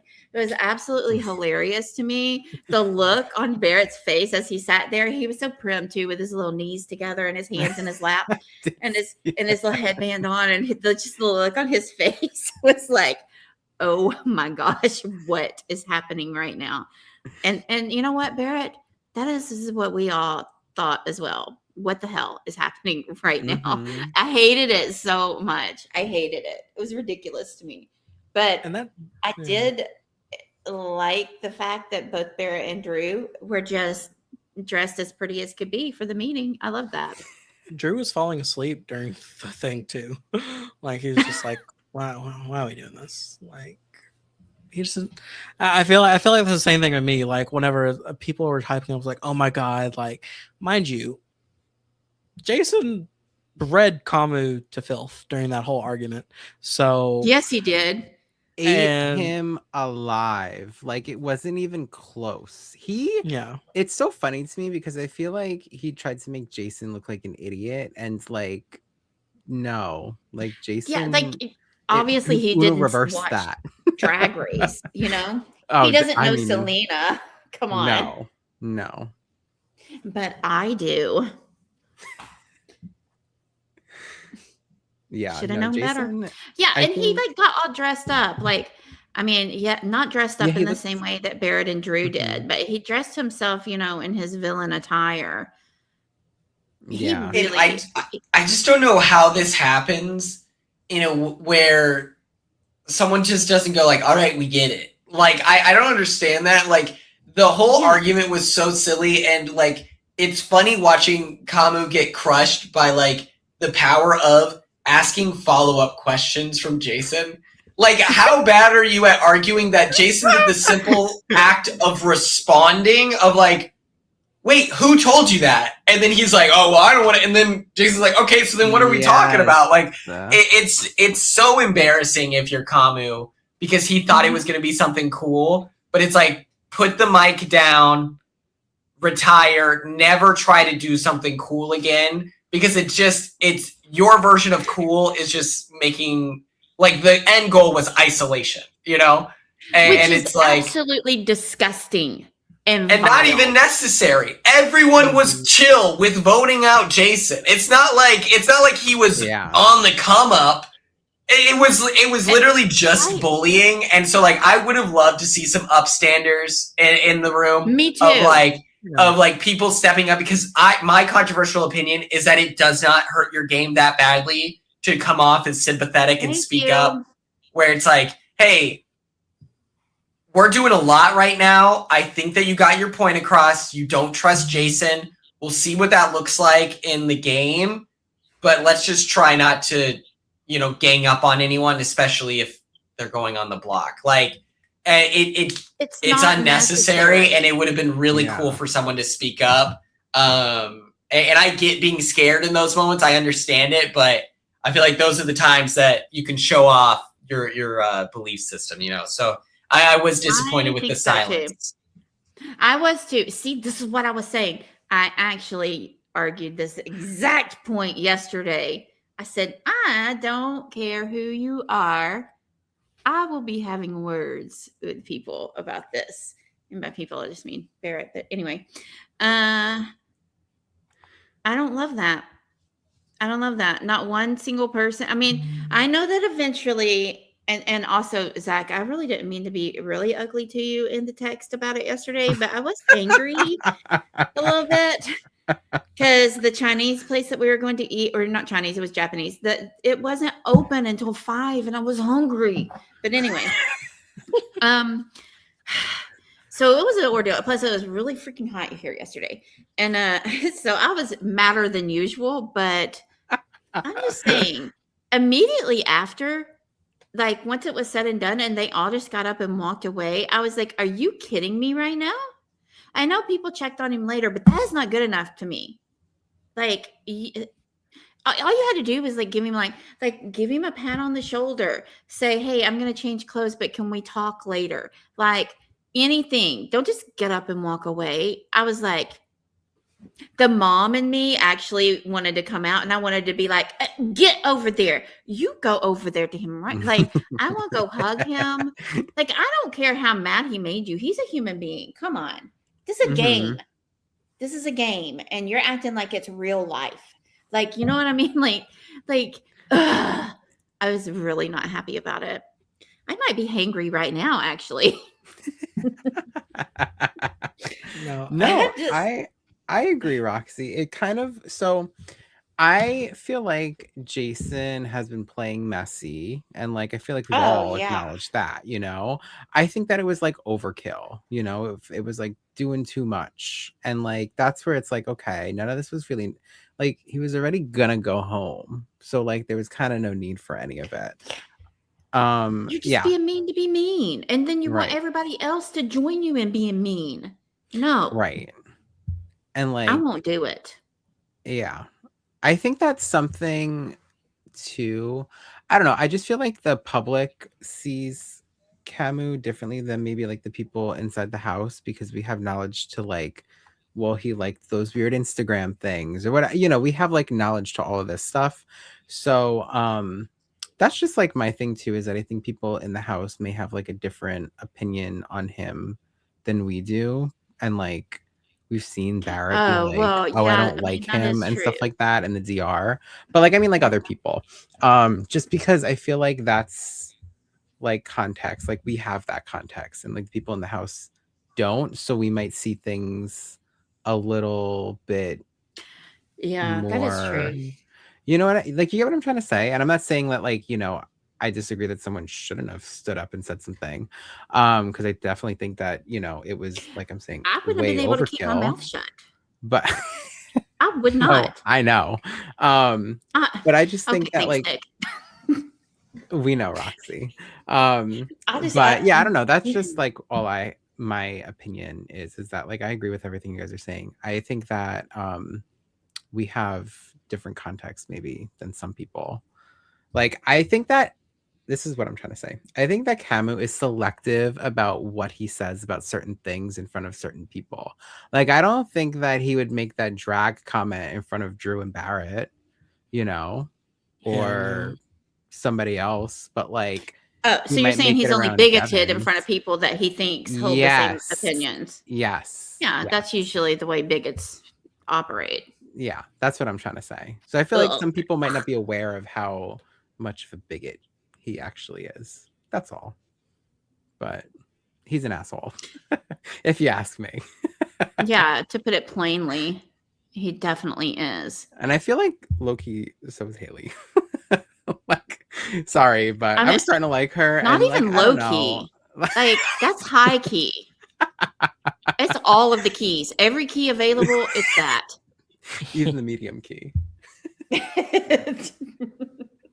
Yeah, if they made a key, it pile it on there, because I'm being so serious right now. I cannot. I do have a feeling that they're going to edit this tea party. If they include it, they're going to edit it in a way that Camus looks less embarrassing.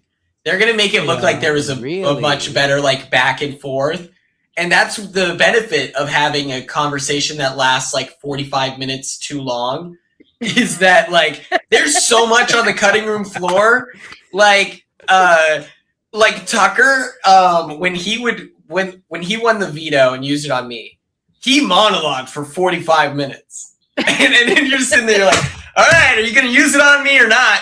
And then in the episode, they use the best stuff. And then he, like, looks super badass. And it's like, well, at least Tucker is well-spoken. Camus, they're, like, Frankensteining something together right now for him to come off as charismatic. They're like, could we do ADR? Do we have anyone who could just, like, maybe like Jerry O'Connell can hop on the mic. We could do, like, a modulator or something. Like, they are looking for something to make Camus look cool, because I don't think, like, I think they want to build the show around Jim. Can we? Is there any way that we can get like some background, like some B-roll of his parents' gym at all? Would that help? And they're like, no, it's too much. It's way too intimidating. We can't show that. Plus, Quinn, it's a secret. Do you remember that being part of his preseason stuff? That's why we keep, like, making fun of it. Oh, yes, 1,000,00000%. It's just like, it's so funny. Also, your parents owning a gym, I'm like, all right, real estate. Okay. You own land? All right. Like, okay. I mean, I can think of things that are less intimidating, but I can think of almost everything in life that's like, there is no career other than if someone says they're a cop. If someone says that they're a cop, I'm like, yeah, I probably will work with you. There's no career under the sun that I'm going to be like, they're too freaking smart. I'd be like, no, dude. Like, what are you talking about? Way too intimidating. Yeah. I cannot. Like, oh, your parents own a gym? I'm sorry, pass. Like, what? It makes no sense to me. And also, I just have a very strong dislike for him. So even prior to this whole tea party, like, Oh, definitely. Just no. Yeah. Like, no other notes than that. Just no. Actually, a lot more notes, but I'm just, Do not approve. Yeah, no. I've never been a fan of any of those red corner people. The only one that I was like kind of, so I don't even want to say liking, but like my eye has been on him in terms of like he's gonna be here for a while, is Chuck. That's only because you think he's cute, but did you see his toenail? Why are you calling me out like that? Did I see what? His toenail. No. Oh, you didn't see it? You will not think he's cute anymore because you will not be able to get past it. It was like a coke nail, but on your foot. I was like, I didn't know they could get that long. I was like, that's crazy. I was like, I didn't know that was allowed.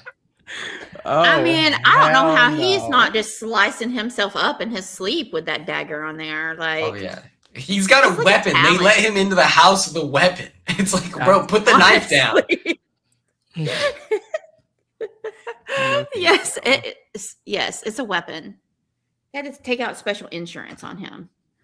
He was making some weird comments. I don't even remember about who, but he was definitely making weird comments, like personally, something about like someone's family or something like that, and I didn't like it. So, but it definitely made me be like, okay, maybe Chuck is not going to be as long for the game as I thought. I don't know if anyone in chat remembers who or what it was that I don't was recall. referencing, I mean, but he is cute, but he is really aesthetics cute, only and that's take why you I so hate far. it. you know, like I I don't never care how understood good looking Lala. you Okay, are. thank you, chat. Yes, I knew it was something. Yeah, it was. I think it was him and someone else talking about what she was wearing or something like that. And it's just like, why? Mm. Why? I never understand people that bring up families. Like, come on, like, it's just. I mean, why?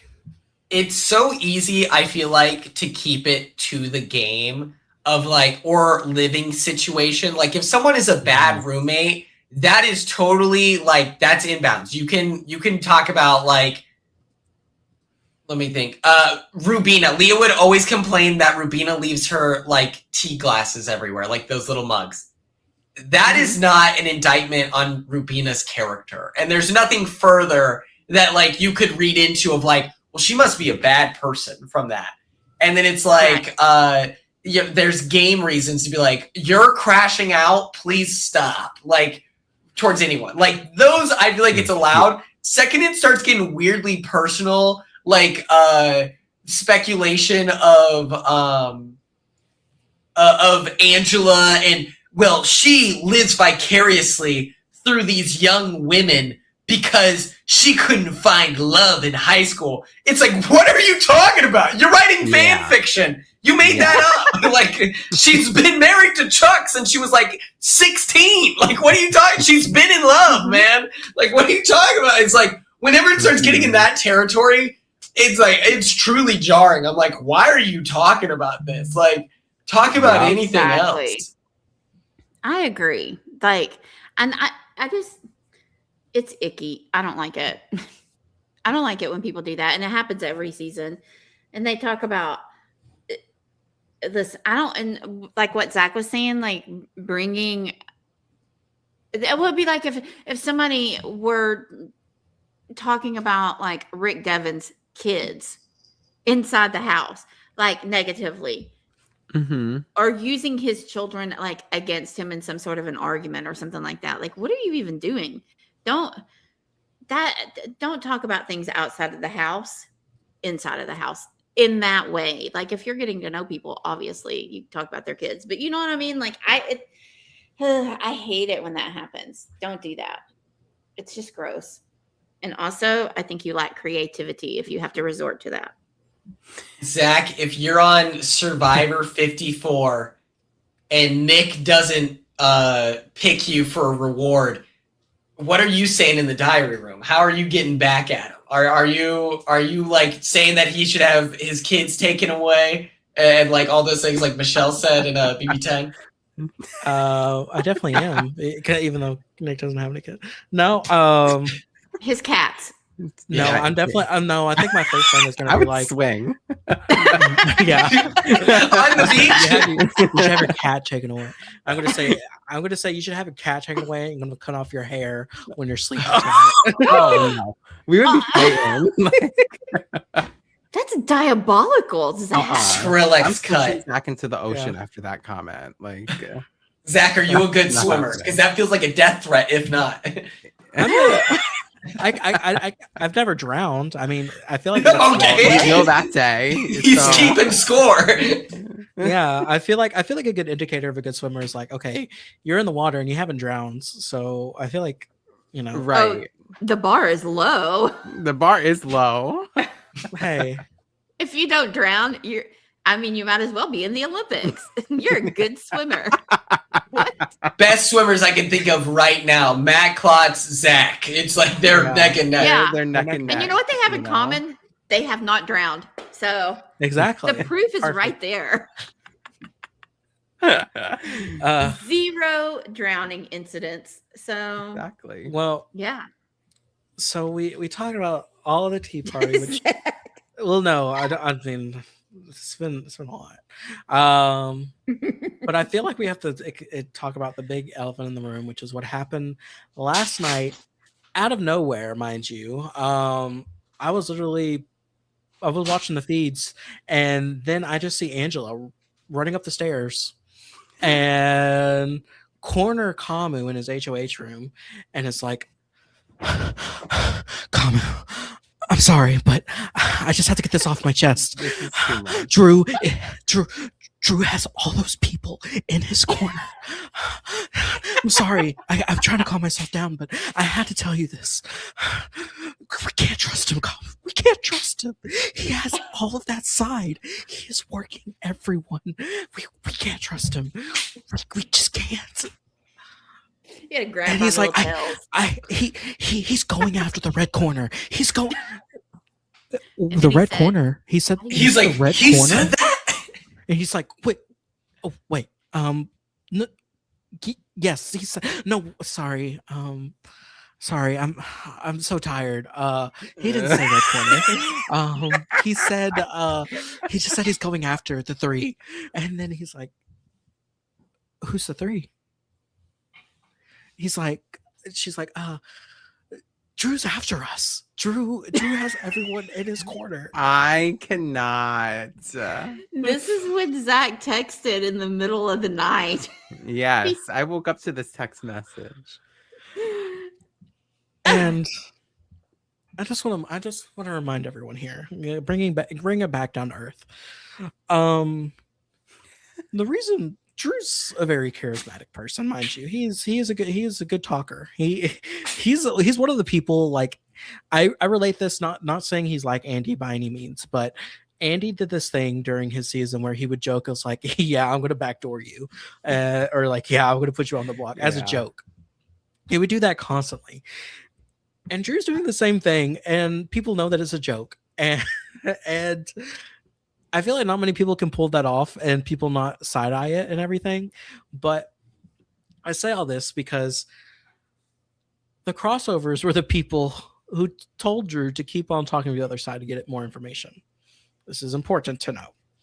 Drew does this, and then he goes and tells the crossovers everything, like he's supposed to do, like he was told to do. All of this suspicion on Drew, all of this is stemming from none other than the person who is in our very own podcast studio, is because Drew reminds Angela of Quinn. Quinn. Thanks a lot, Quinn. My bad, Drew. To Drew's family and Temecula, I apologize. From the bottom of my heart, I who knew that she had so much smoke for me after all this time? Like, it's crazy. I was like the nicest person to her, like outside of game. I feel like we were like this, you know? And I'm like, what happened? Why does she hate me so much? I can't believe it. And She just fixates, you know? And that's the thing I'm kind of confused by, because I'm like, even when looking at Big Brother 26, Quinn, you told her about your HOH takeover thing. And you really trusted her. Looking back, like, you wanted to work with her. She was the one that went against you first for no reason.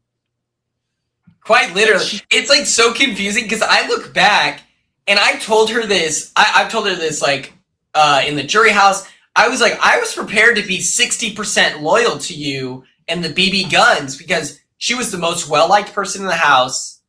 She was the HOH. And I was like, this is my ticket, like, to longevity. I was like, this makes sense to work with her. I even made a point to be like, hey, everyone's calling you mama. I watch BB25. I don't need a mom. You're my ally. You're my friend. I see you as an equal. Like, I feel like I laid the groundwork of like, I respect you.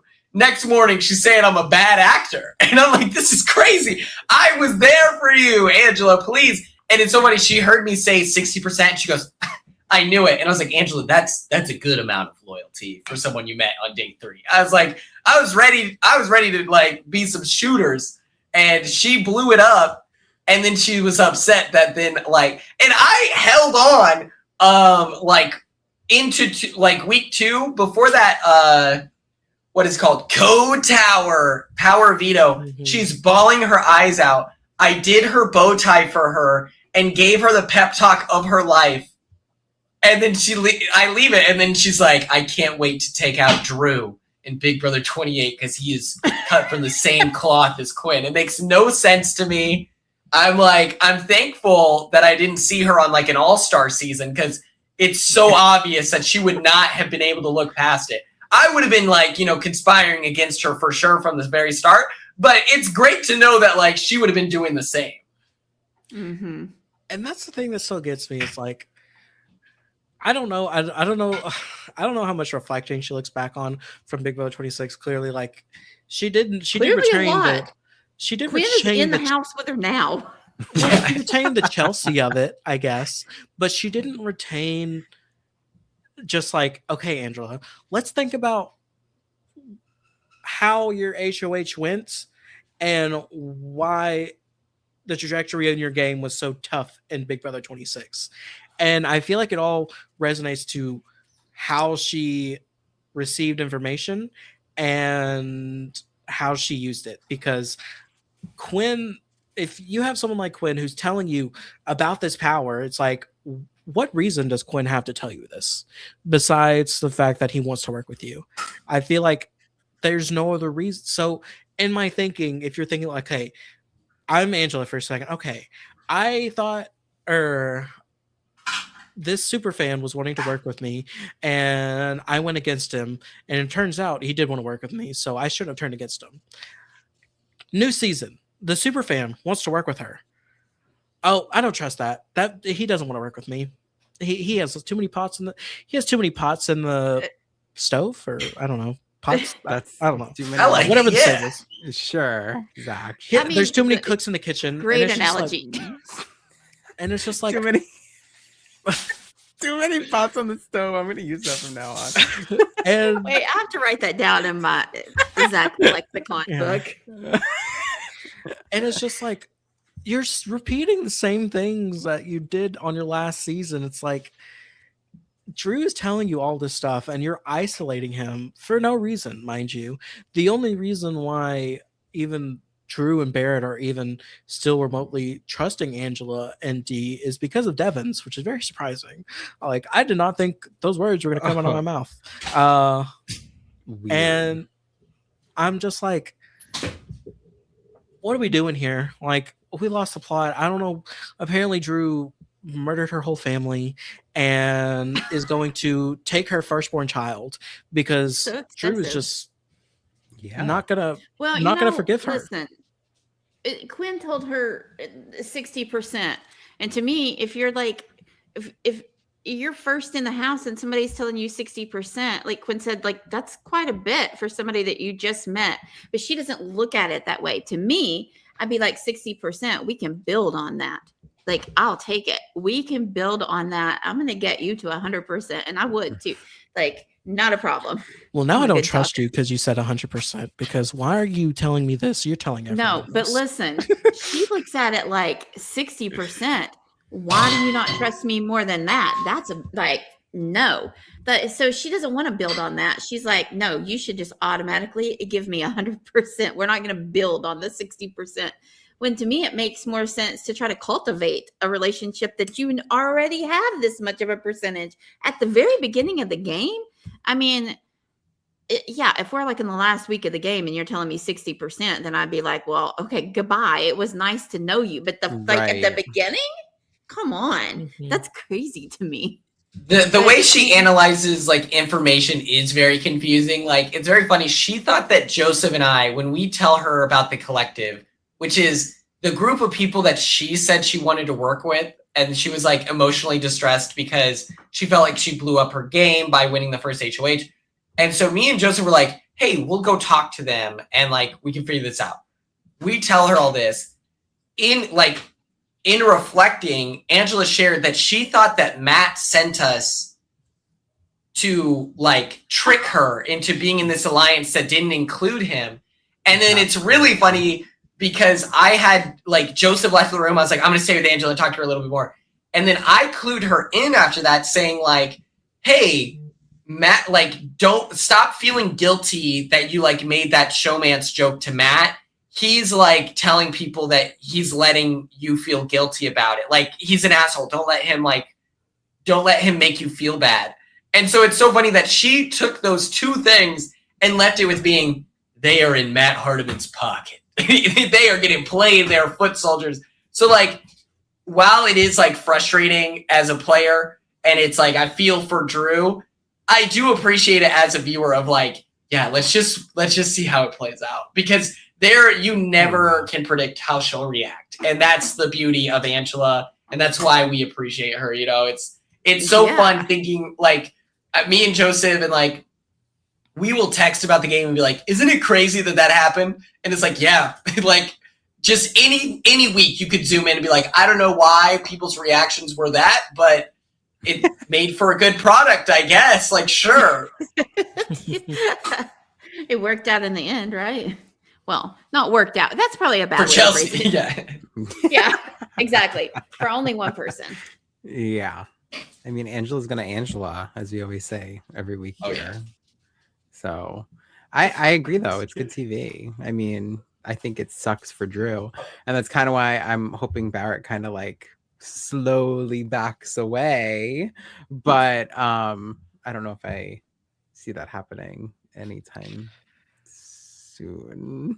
Well, if we're looking at it, backs away from Drew or no from Angela, because I don't want him to become the next Drew, is what I'm saying.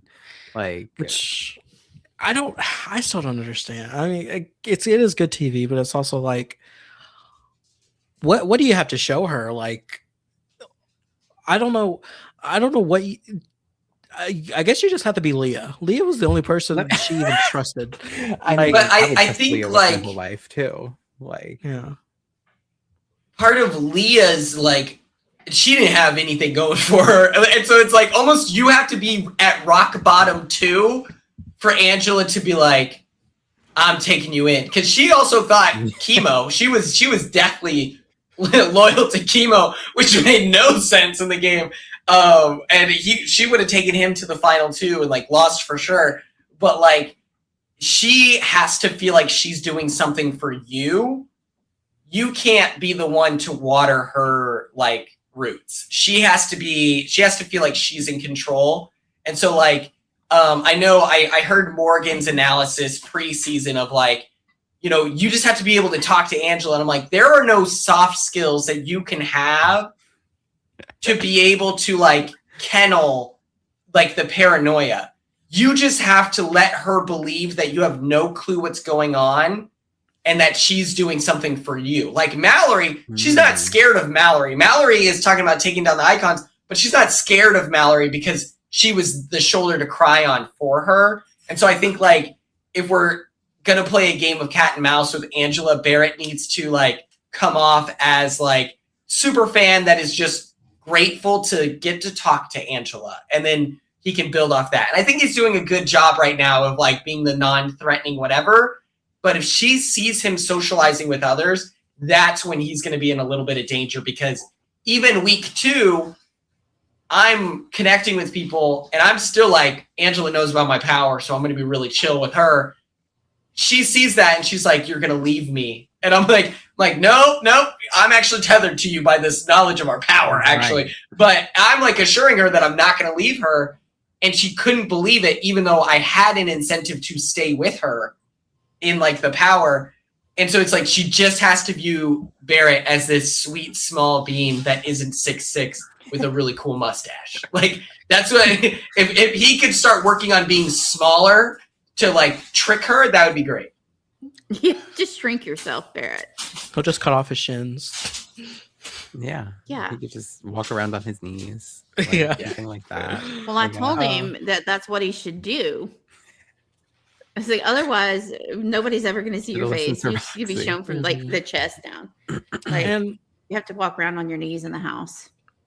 Quinn, you bring up a good point though. I think that honestly, you just have to hit rock bottom, and then Angela will trust you. But even then, it's just like I even think of Tucker, like who really had Angela's back the whole time, didn't nominate her or anything, and it's just like use the veto on her. It's like, yeah, nope, I don't trust him, and it's like, okay, well, She was expecting to be in the hierarchy above Rubina and Joseph. Like, it's so funny. It's never Right. enough.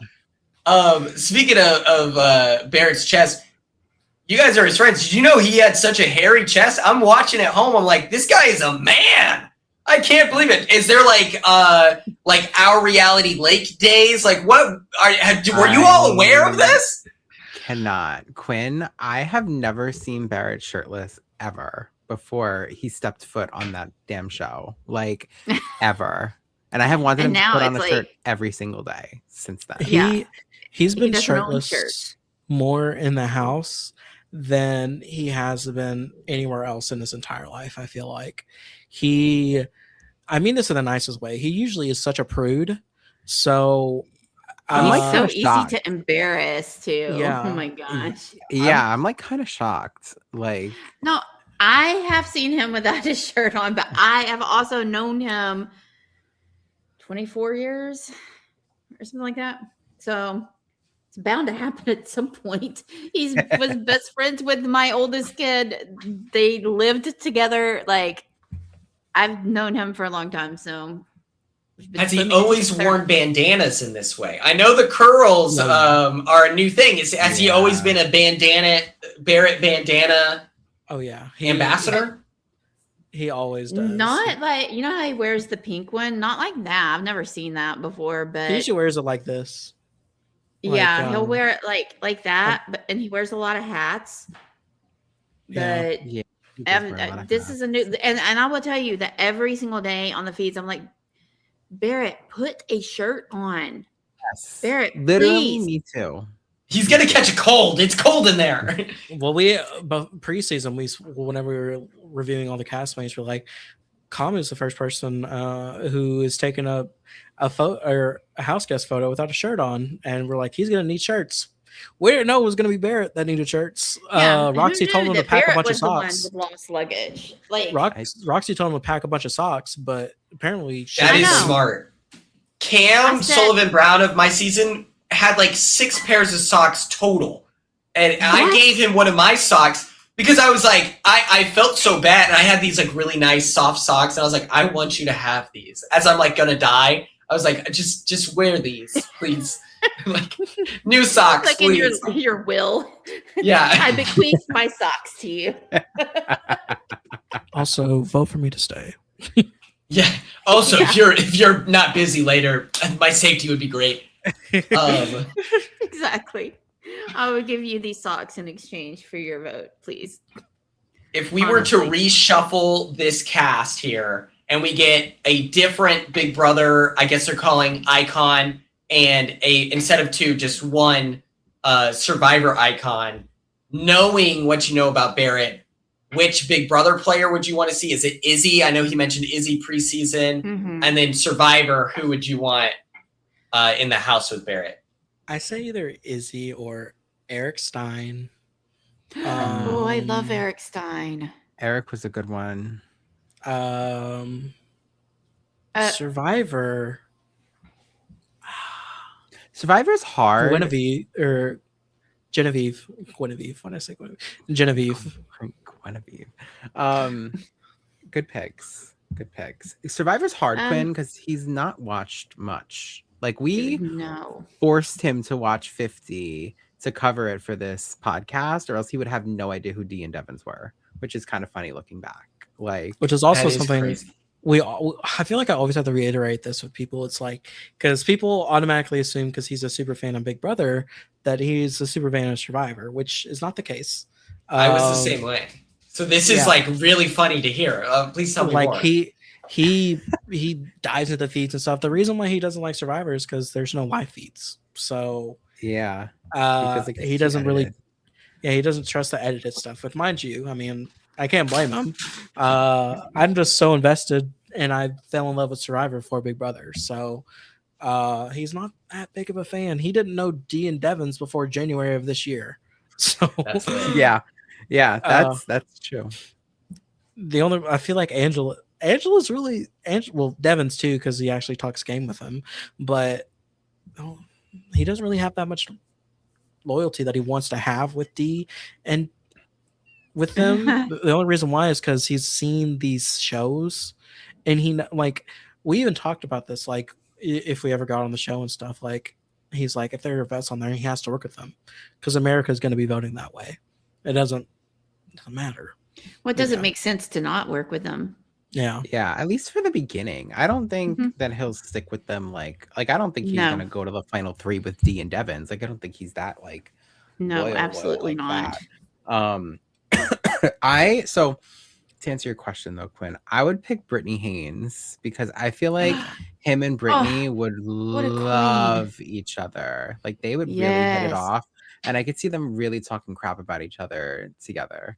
So okay, good. I was gonna say that's the key to Brittany's heart. If you want to complain about something, that's instant friendship with Brittany. Yep. So okay. Yeah. So I would She's say Brittany. so great. Mm-hmm. I love her. I don't know which survivors. His mom in chat is also saying that he likes Traitors a lot. So He does. which I do agree with. He binged like all of the international ones too. Like he watched Traitors Canada and like a bunch of them because I stressed how good they were. But I would probably He owes so much to you, Nick. right? No. I honestly don't know what Survivor. I think it would be interesting to see him with Natalie Anderson. Ooh, Yeah, that's shout out okay. Natalie. She would be great. Right. I feel like I her and love Sandra that. would have been my top picks. I'm really excited about Dee and Devins, but Sandra was my top pick for this season. And people I are love her speculating. too. She's And awesome. then if that's Barrett's mom, what's up? Hi. She wants you to know that if you she need a bought mom's shirts. emotional support group, I can get you in contact with my mom. That was something that the Wurtenbergers did for me, especially when people were shitting on me. Part of my language, No. Mama Barrett. Yeah, if you need some emotional support moms, Zack Wurtenberger reached out to my mom and was like, hey, if you want, this is my mom's phone number. So if you're looking for a mom support group, I'd be more than happy to connect you. I need one, please. Okay. Yeah, she'll want that. That is very cute. I love that. Yeah, Terry wants everybody to know that she bought Barrett plenty of shirts before he went. I believe her. And I can attest to that. I know Terry did. Like, I know she did. I told Barrett, all new underwear, plenty of them. All new socks, plenty of them. And packing for the BB house is hard. So it's funny that she helped pack those shirts. And what has it led to? Nothing. Absolutely nothing. Just a hairy chest. No. I know. Every day, I'm like, please, Barrett, put on his shirt, please. Well, part of it though is because I get like, it's so odd to me, like to see like I'm on Blue Sky quite a bit, and so I see people talking all the time about like they're so in love with Barrett, and like they love him, and they're posting all these pictures, and I'm like, oh my god, I cannot deal with this right now. Like, no. I saw it. Well, someone in chat one of the weeks said it's like watching. It must feel like watching someone like thirst over your brother, and I'm like, yeah, that's like kind of exactly how it feels. Like exactly.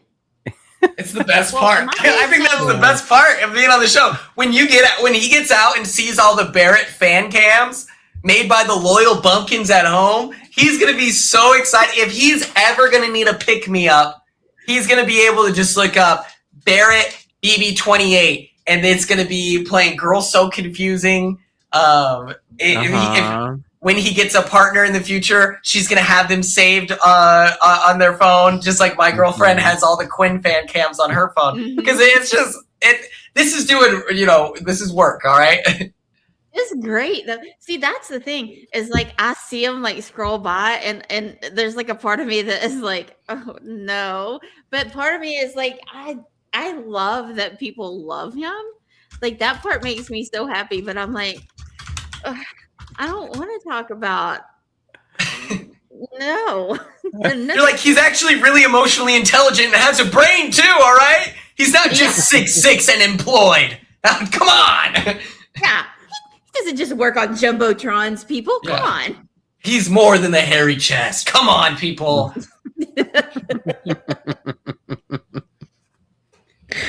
Oh my gosh. It is. That's it is right. Secondhand embarrassment. That's right.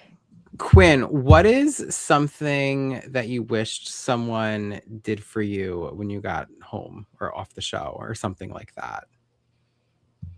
Or what was something that you liked that someone did too? Either or.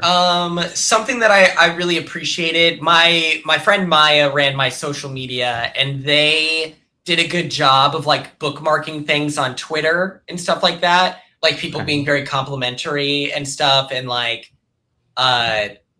they were the first person that I FaceTimed when I got my phone, and they were like giving me the download of all the Quinions and like everything, like just to be like, you would not believe how insane this is.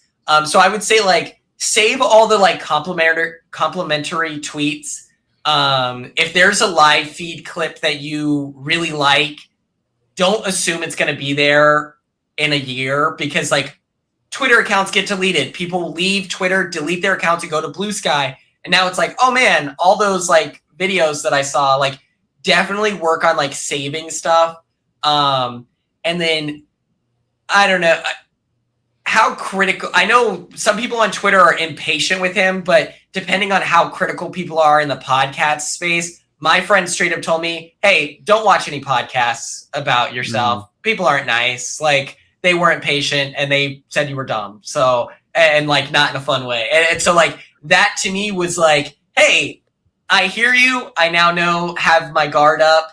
But yeah, I would say just like really feed into the excitement of it. He's going to be very overwhelmed when he gets out of the show, because I have faith that he's getting to jury easy. And so I'm the type of person, it takes every ounce of my energy to send a text back pre-Big Brother.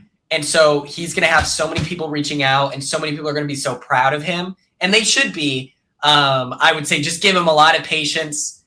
He's going to feel overwhelmed. I think that that's something that like I came to my friends like months later and was like, I'm so sorry. I'm back in our lives. I love you. I miss you. And they're like, you take as much time as you need. That's something that I really needed. Great. Thank you. I appreciate that. We have. Yes. Great advice. Yeah, no, I do. Cause I'm, it's kind of trippy, like watching it obviously. And we have like a shared album where we're like saving like the nice memes and all like the preseason stuff and like all this kind of crap. So we have like something that we're like, working on for him. But it's just very like weird. Like even when I'm like not paying attention to like the live feeds, and then I like hear his voice and I'm like, what was that? Gosh. Like it like kind of creeps me out. I'm like, why is he in my house? Like, and then like I have to like bring myself like I don't know, answer him? It's weird. No, I've not answered him sometimes. I've almost texted him so many times. I would see stuff about the show and then think, oh my gosh, I'm going to send that to Barrett. And then I'm like, wait a minute. He already knows because he's there. I'm like, no, don't send that. Don't send that. There's so much that like I like want to talk to him about, and like I can't, which is so funny. Like I was saying this, I don't remember if I said this on here to somebody, but like me and Barrett talk about Big Brother like nonstop. Even like when the season's not on, we're talking about like old seasons or like house guest drama or like whatever the hell.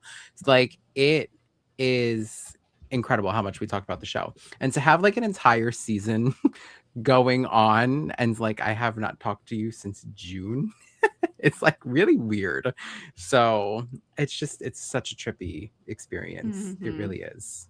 But and I really hope that you guys are taking care of yourselves as well. That's something where, like, I got out of the house, I found out how much hate I got at the time, and I was like, who cares? But then, like, in reflecting, I was like, man, my mom saw that. Or, man, like, my best friend who was running my social media account, they got all the DMs that like, from the start of the season to the end, and they had to see that, you know, and, like, all of you being so active in the community, I hope that you're, like, taking time to, like, unplug and check in on each other outside of the context of the show, just because it, you know, the live feeds, it's too much power sometimes. And, you know, watching 24/7, it can be very hard. So I hope that you're being very patient with the fan base. They owe him patience, but, like, I hope that it's like, some people are going to be mean no matter what. Just focus on the people who are nice, because they're the ones that stick around. They're the ones that, like, comment and stay up to date with your life and are interested in what they have to say and stuff. So yeah, I really hope that you're taking care of yourselves, because that can be a very hard position being at home. No, yeah, that's one thing that, like, I've been learning how to do, especially because apparently week 2, week 3, it doesn't matter. Fans want things to happen now, and it's like they're like, that's one thing that I cannot stand. Like, and it's just like, you know what? I just turn off my notifications because they're like, well, Barrett hasn't done anything. I'm like, well, Barrett has won a competition, so he can't really do much. So I mean, but he has done things. I think I get tired of trying to explain, like, to, like, people that are watching now only because they know Barrett, who, like, we know personally. Oh yeah, like, trying to explain to them, like building like social equity within the game and things like that. Like, they don't really get. But, like, as far as criticisms and stuff, like, so far it has not, like, bothered me, because most of the criticism is like, I mean, yeah, I mean, I get why you're saying whatever it is for the most part, and it doesn't bother me. But if somebody were to, like, be like, I don't know, unhinged about it, I mean, we're fighting. Like, I'm fine. I will hunt you down. Like, I'm not gonna. I don't know. I've tried to tell myself, like, before, like, to be prepared, but I mean, I've watched Big Brother since season 1.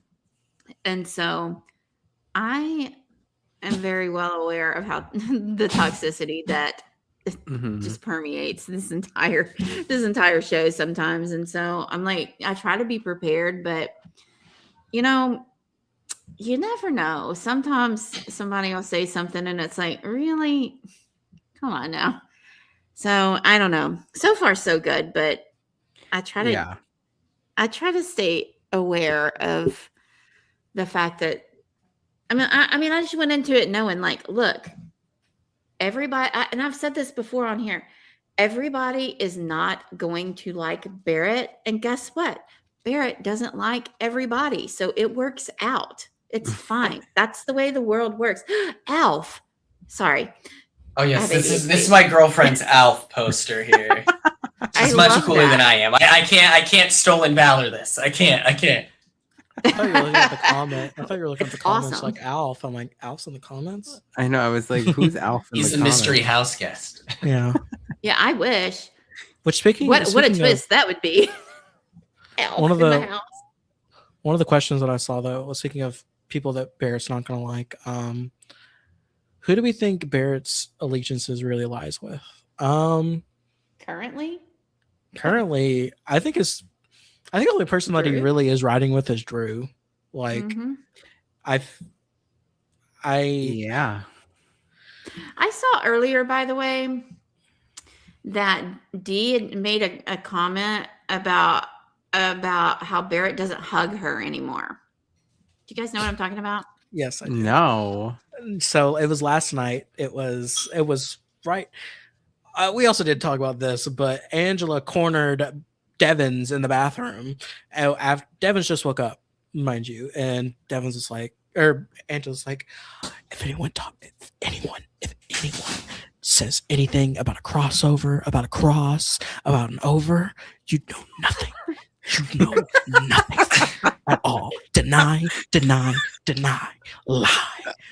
You've never even heard of the word cross in your life. And Devins is like, Okay, yeah. Can I use the bathroom? uh this was like either right before or right after, but then Angela and Angela and Dee are talking, and Dee's like, Barrett doesn't even hug me anymore. And then she's like, sad face, and then Angela's like, work on that. And it's like, girl, I can't. As if they weren't so paranoid about him 5 days ago. Oh yeah, they're losing their minds. Like, I'm hoping that it's Drew and Barrett off into the sunset. Joseph was in my Twitch chat last night being like, man, whenever I watch them, it could have been us. And I was like, yes, it could have. I was like, Joseph, I tried. All right, I tried. And so I just hope, like, as a player who was a super fan, I went into the show fully like, I just want to meet, like, my new best friend. I was like, I want to strategize. I want to stay up late. I want to take each other seriously. Like, that is my dream. And so when I see those two together, it like makes my super fan heart very happy, where I'm just like, oh my God, this is all you ever want as a viewer. Just seeing two people scheme, be evil, nefarious, and straight up dastardly, you know? Yes. I too enjoy those things. but Absolutely. another thing I saw is like, any idea why Barrett doesn't cam talk anymore? He did cam talk last night, day before last, where he was basically like, I think the day before. yeah, he was like, Not yesterday, right? It was, Whatever. yeah, it was something, because I remember he was like, oh, I don't want to work with Kamu in the red corner, but I have to. There's also a chance he's cam talking and it's just not And on they're him. not- The number of Yeah. times that I would sit down True. and would be talking to the camera, and then after 20 minutes, it would and zoom in. I'm like, all right, so you just missed 20 minutes of camp talk, guys. My bad. Like, it's, you know. Yeah. I mean, I do yeah. have to go, though, guys. I will say. Oh, you're good. Okay. I might have to big dog dip. Thank you so much for having me. I appreciate all of you, and have a good rest of your stream. I gotta get some dinner with my girlfriend here. No, you're good. We Absolutely. appreciate you, Okay. Quinn.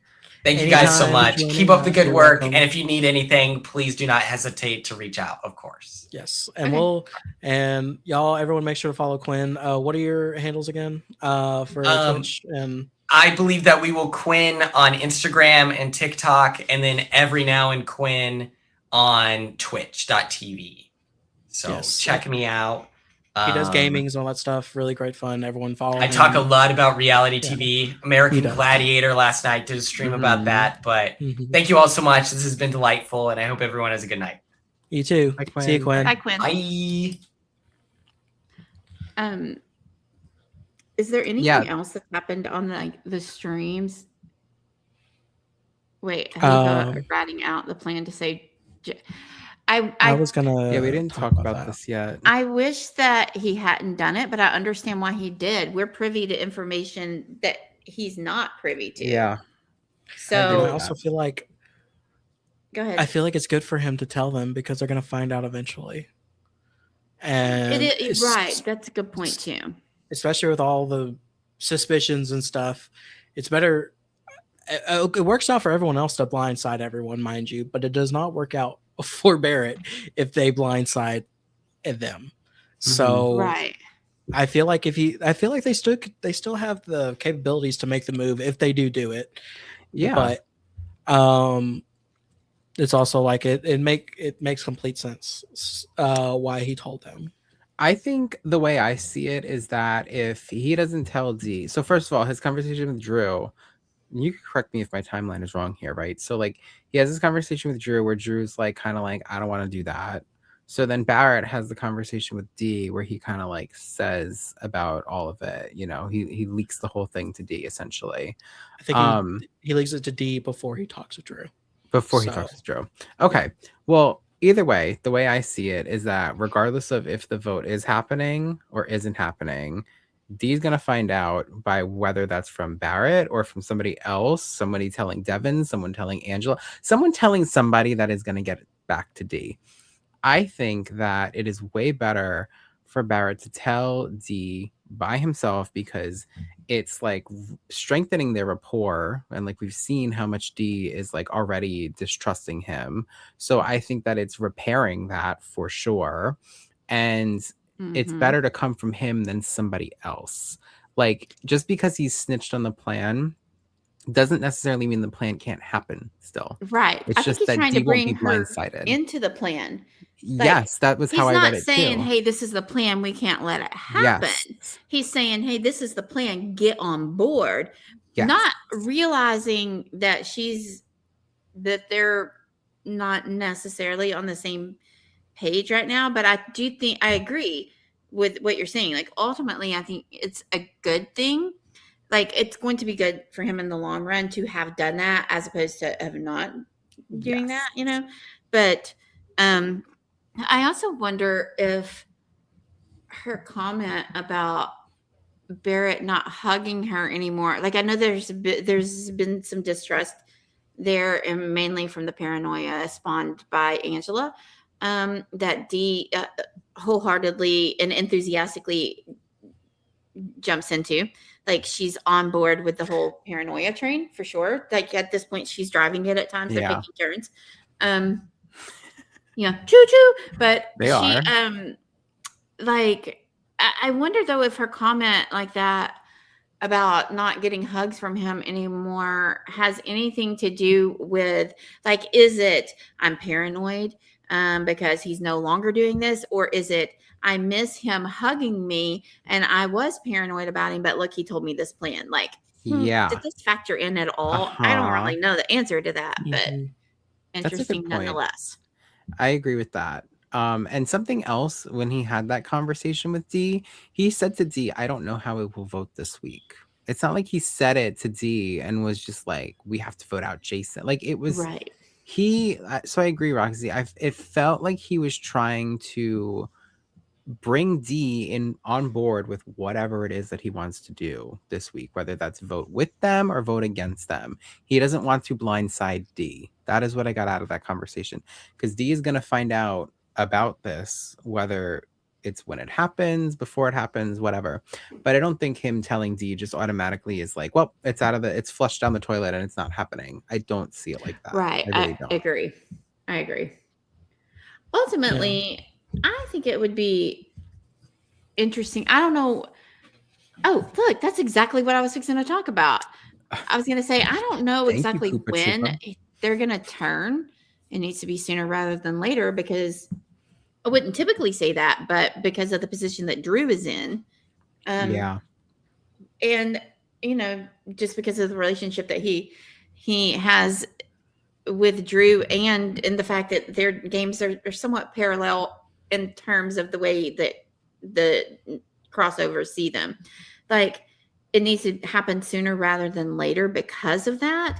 And I think it would be interesting to see Drew and Barrett, final two, obviously, and take Mallory and Melody with them, and then one more, like maybe a Jason, or I mean, Or he's so unpredictable though, or a lyric. Well, it's Yeah, looking but like my girl. Yosh. huh? Oh yeah, It's looking Yash. like Yosh. Barrett and Yash have been getting a lot closer. I mean, the haircut though. Oh, I know. I know. Well, It apparently stresses me out. Yosh is talking to Barrett about chopping his hair. So, Oh, please. I do hope, please. I mean, Um, just the uneven shampoo distribution that goes on with the dual haircuts. Like, is he but getting half price? I don't know. I don't think it's just Cam talk though, or Gyro Room talk. I think that if Barrett ever wins HOH, which I don't think he's throwing anything. I think it's in his. I think he knows he needs to win something, and I feel like he's just going to target. He's going to do what he says. I think he's going to target Kamu, Haley, or Kamu, Chuck, and I don't know. I guess he would put up Haley. I don't know. They have a. He talks to her a lot, but I know he doesn't trust her. But yeah, I think he would put her up. Yeah. I think those three would be his noms. I think so too. Yeah. The best move for him? What do you think the Right best now? move is? I Like mean, this week? Or this week, his best move would be to that's a good question. I That is a honestly good question think because I don't know. I don't know how Jason feels about Barrett is the thing. I feel That's like my thing too, Zach. I agree.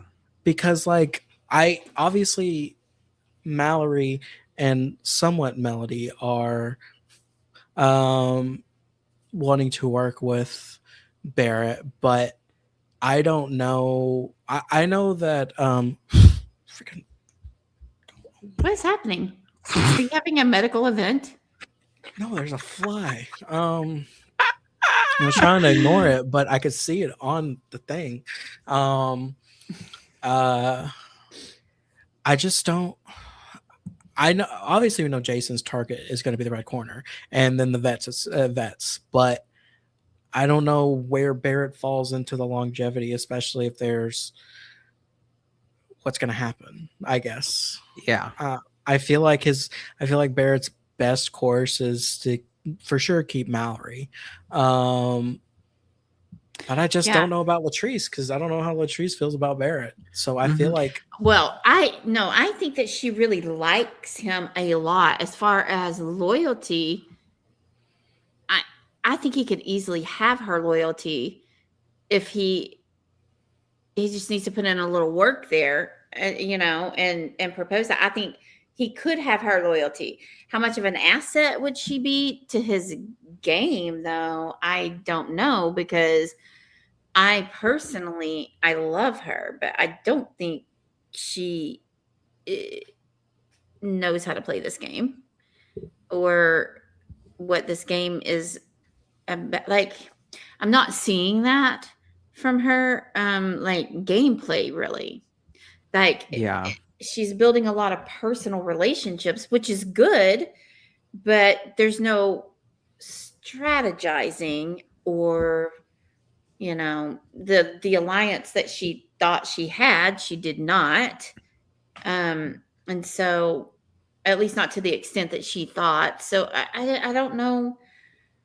I don't know how she, like, to me, it's in terms of like who can help your game the most. And I think if you're looking in between like Mallory or Latrice, I think Mallory helps his game way more than Latrice would help his game.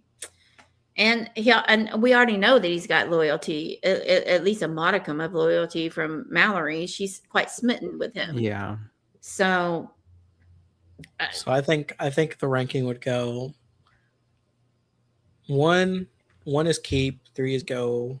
So 1 is Latrice, or 1 is Mallory, 2 is I would say Latrice. and then 3 would be Jason, 3 unfortunately. would be Jason. I mean, the way I see it, we've never, so like, this is like my thing with it, right? I don't know what Jason and Barrett's relationship is like at all. We've not, Jason's been involved in different alliances, as has Barrett, and none of them have interlapped like at all. So like, I feel like they don't really have like a game relationship. They don't have a game relationship, and even the relationship Jason has questioned already. Yes, Like, exactly. when he bolted at full speed from the kitchen into the bedroom, without warning, mind you, to ask if he's playing him. Missed opportunity that wasn't on the show.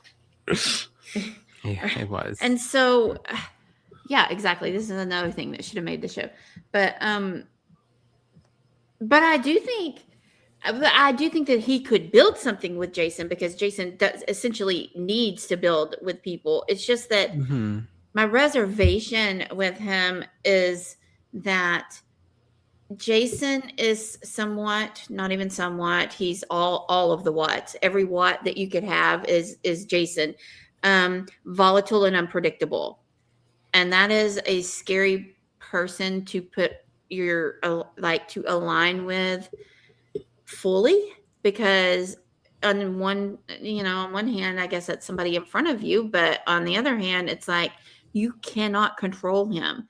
And I personally want to align with people that I can at least have a little bit of sway or authority over. Like, I don't want to like dictate, but I don't want you doing what you want to do all the time without any input from me either, which is, I think, that kind of relationship. And while it's entertaining to watch, I would not want to do that in my own game. Also, if they keep Latrice, I feel like Taylor will trust Barrett more. So Yeah, and I want to talk about Taylor in a minute too, just because someone I asked like her. about- Me too, and someone asked a question that I want to pull up. This one. Is there, well, to answer that last question though, is Barrett Yeah, on yeah, the ice because Drew is? I mean, somewhat. It's just that he's on the thicker part of the ice than Drew is, but it's. I think there's some melting. There's some It definitely. is. It's starting to melt for sure, definitely, and I see that too. It's global warming for sure, but it's like 2008 global warming, There you not go. 2026 global warming. Yeah, Like, it's on the rise, but everyone still thinks it's a hoax. So, yeah, we still Right. got the ozone layer. yeah. Nobody's wanting those electric cars. Hi, Aslan. Love you. Yeah, this is what I wanted to bring Have up. you guys talked about Taylor trying to enact the BB blowout 3 weeks too late? The tethers. I thought she was kind of woke. Like, am I crazy? Like, I kind of think understood what she was finally trying to say. I think I do Wait, too. let me get out the alliance chart. Hold on. I think, to be honest, out of all of the people who, even out of Angela and Dee, all the people who were marked "you're safe" by Kamu, the person who's been doing the most with that is Taylor. Yeah, some notes. She's been someone who's been slowly, like, she's clocking things, she is understanding things, and she's not saying things. She's only saying things to certain people, and she's saying the right things. And I'm really liking that from her. She's someone where I'm like, okay. And she also understands, like, she's telling Latrice, like, you got to start talking with people. You got to start talking game with people. Like, the reason why might go home is because you have good relations with people, but you just aren't talking game. And I feel like this is true. Can we identify who is in each of these groups? This is the tethered groups that she spoke of. Can we identify who these team captains are? I need to make my notes. I guess that's the thing she's trying to figure out.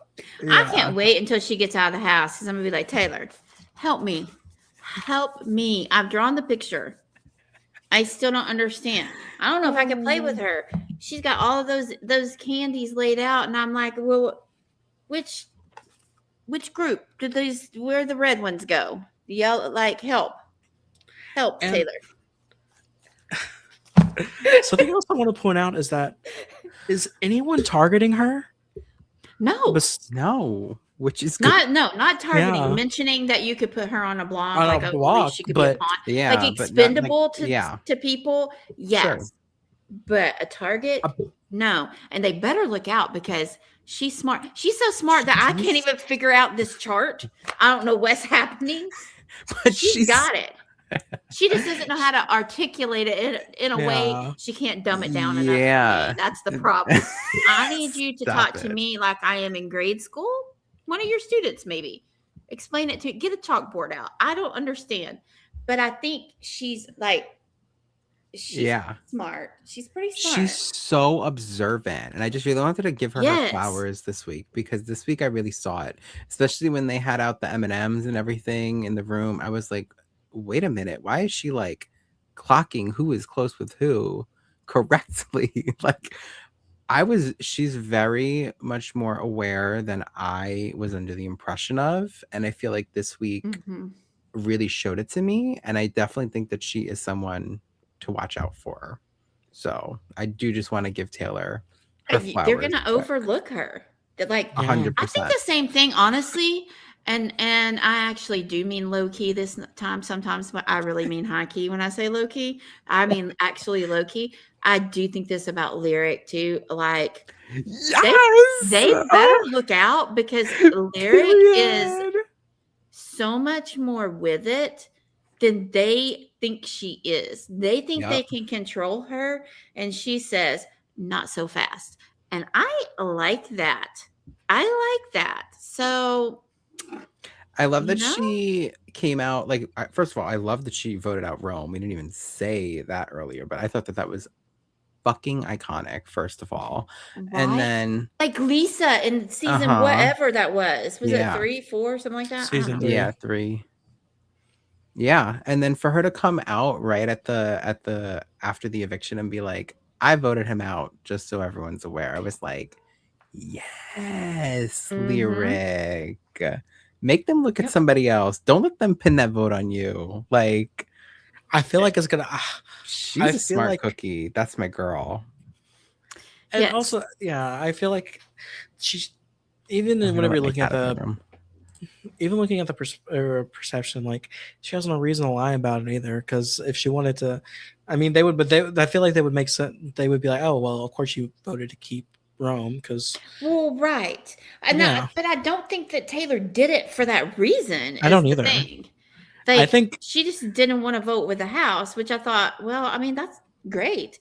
Yeah. But, you know, what would be really smart of Taylor is to pin that on someone else. If she gets HOH, she's like, I want to know where the road vote was, or something. I don't know, just something funny. I mean, it would be funny, but if I were in that house and because only because nobody has mentioned it this entire Yeah. time, like it was kind of like not even a big deal. If she were to win HOH and she said, "Let's talk about that rogue vote," I would be like, "Yes, let's do talk about it, Taylor," because that would like clue me in right Oh, then yeah. and there. I'd be like, "Oh, okay, so it's you."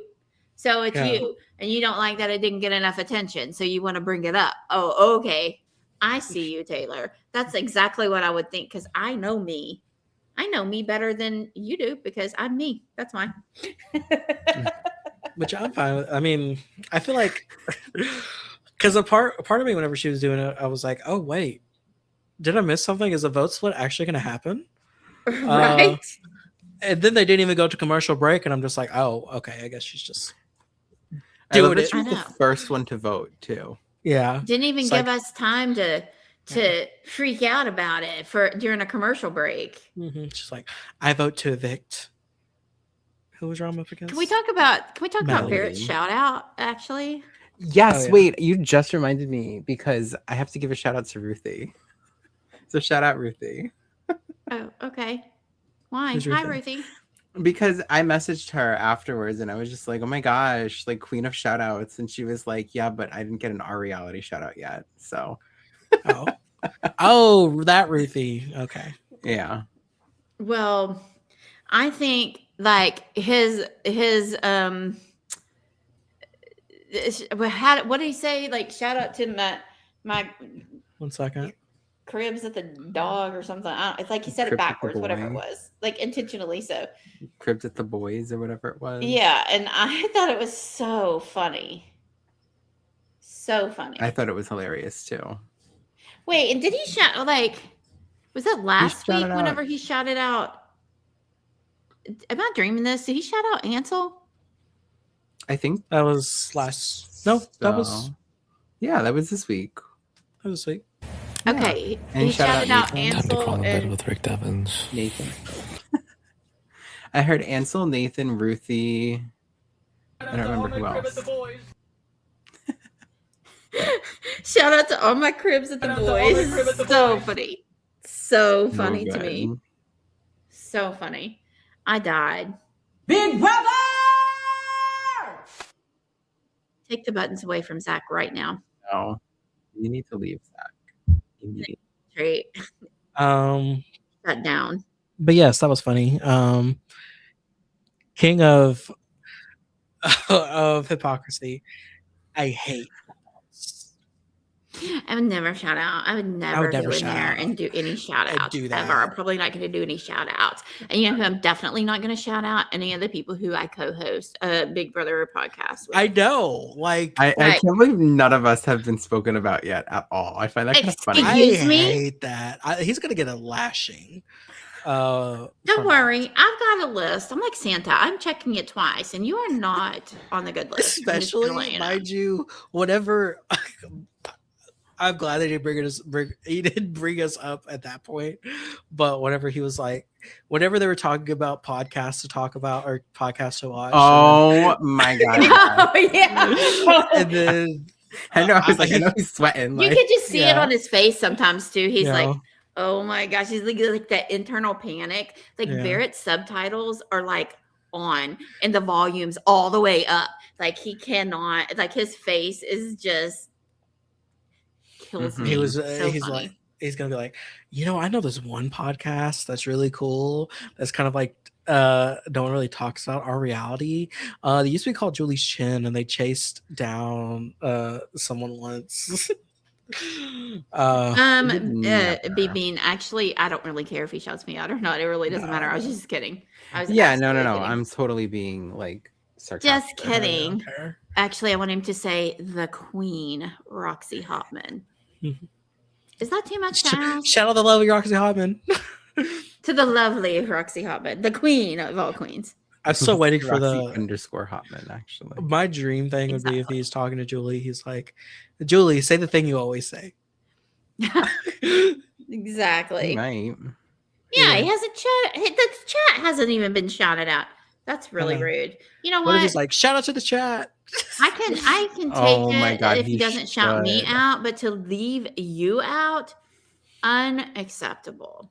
We gave him Unacceptable. we give him a list of things that he needs to try to sneak in. Like obviously he needs to say perception is reality. Like he needs to say that. Our reality. Or we're almost fun.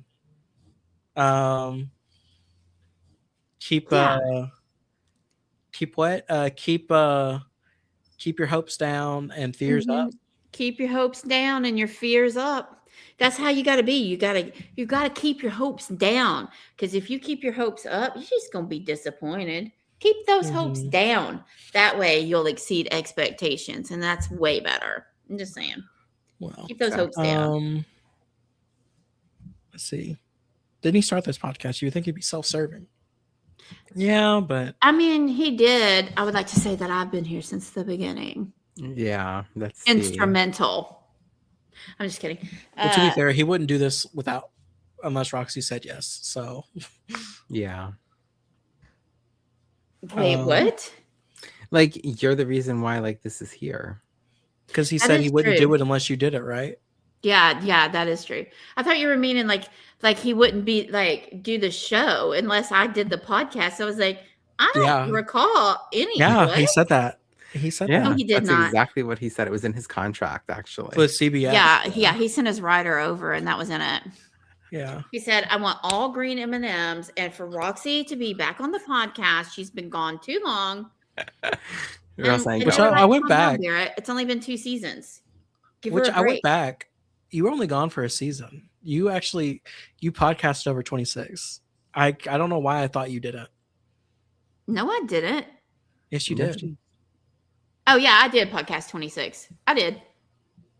Yeah, I just did. oh you're yeah, right. you did. But not the whole time. But No, I it was did. like- it was only in the beginning. Yeah, I did. But yeah. Um, That's the Mandela effect. Like, no, she did it. I'm like, do I need to pull up that's right. YouTube? It was Berenstain the whole time. Berenstain Bears.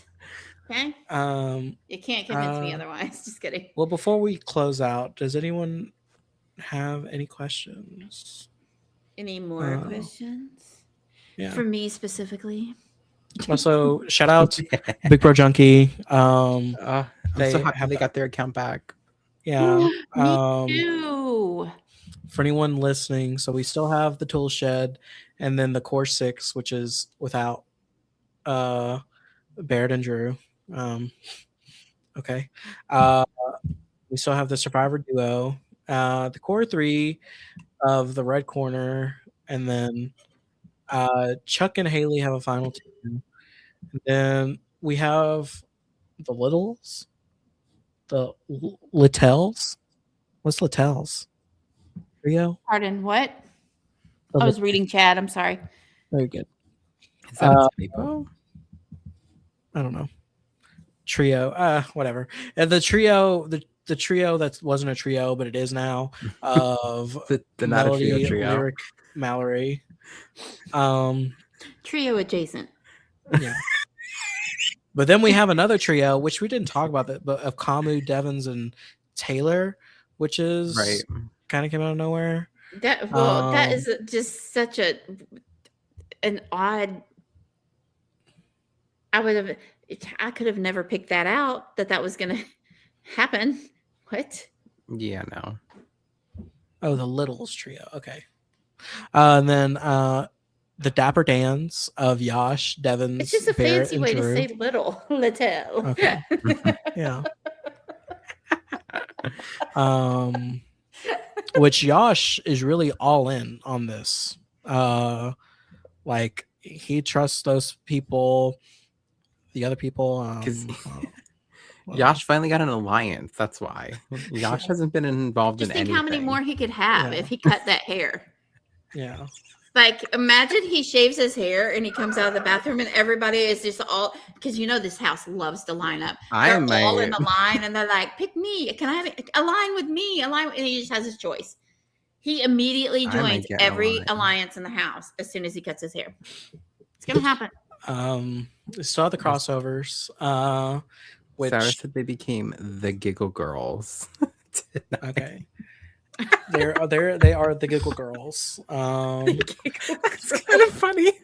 Hi everyone, Quinn is a ghost. And Quinn's ghost. Yes. Quinn was here earlier, but he had dinner to attend to. But the crossovers, loving girlfriend, and I love that. Sorry, this pina colada is getting to me. Just kidding. It's an icy from the gas station. The icons don't trust Drew Barrett, of course, and then we have the jugglers, the final two, which we haven't talked about, but of Drew and Barrett, which they made. Drew and Barrett, right? Yeah, that's just Drew and Barrett. Yeah, but they finally named it like week before last, or something. Last week, I think. Yeah, which they haven't juggled in a while. They need to start juggling again. Yeah, can you open next week's podcast with just a bit of juggling? I can't juggle. Well, we need Barrett back then, because what, Nick? You He's can't a juggler. No, not a juggalo. A juggler. Can Gunner juggle? Your 43-year-old son. Gunner? Yeah. I don't know. Maybe. Probably. Okay. I didn't know if he absorbed the gene from Barrett or not. Yes, their close proximity when they were roommates, just kind of like is like a juggling osmosis. But yeah, they juggle each other from across the room. Those are the big ones. Oh yeah, there's Drelity. Julie the Human. There's really not any alcohol in it. It's literally is a pina colada flavored icy. And my daughter and her boyfriend went to the store. He wanted Takis. Jet wanted Takis, and they brought me back an icy while I was podcasting. There's no alcohol in it unless they put some in there, but I don't think they did because they're 17. So I'm not. It's fine. It's just a pina colada flavored icy from the store. That's all it is. Oh yeah. Which another thing that we kind of touched on, but not really, was the handyman. The final two of Kamu and Drew. Oh, what is that? I don't know which one that was called. Oh, I don't even see on the chart where we are.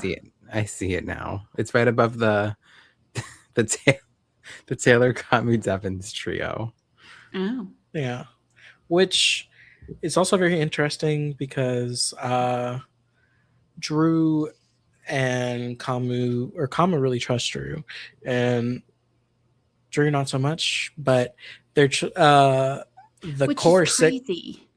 Yeah, It's and the crazy. core six of the tool shed are trying to drive a wedge between them by saying, Drew sus and all this stuff, and Drew this, Drew that, and I And just can't Kami's trust like, Drew. And Kama's like, do you have any evidence? And yeah. you're like, no, it's just a feeling. And they're just like, he's just like, oh, why do I care then?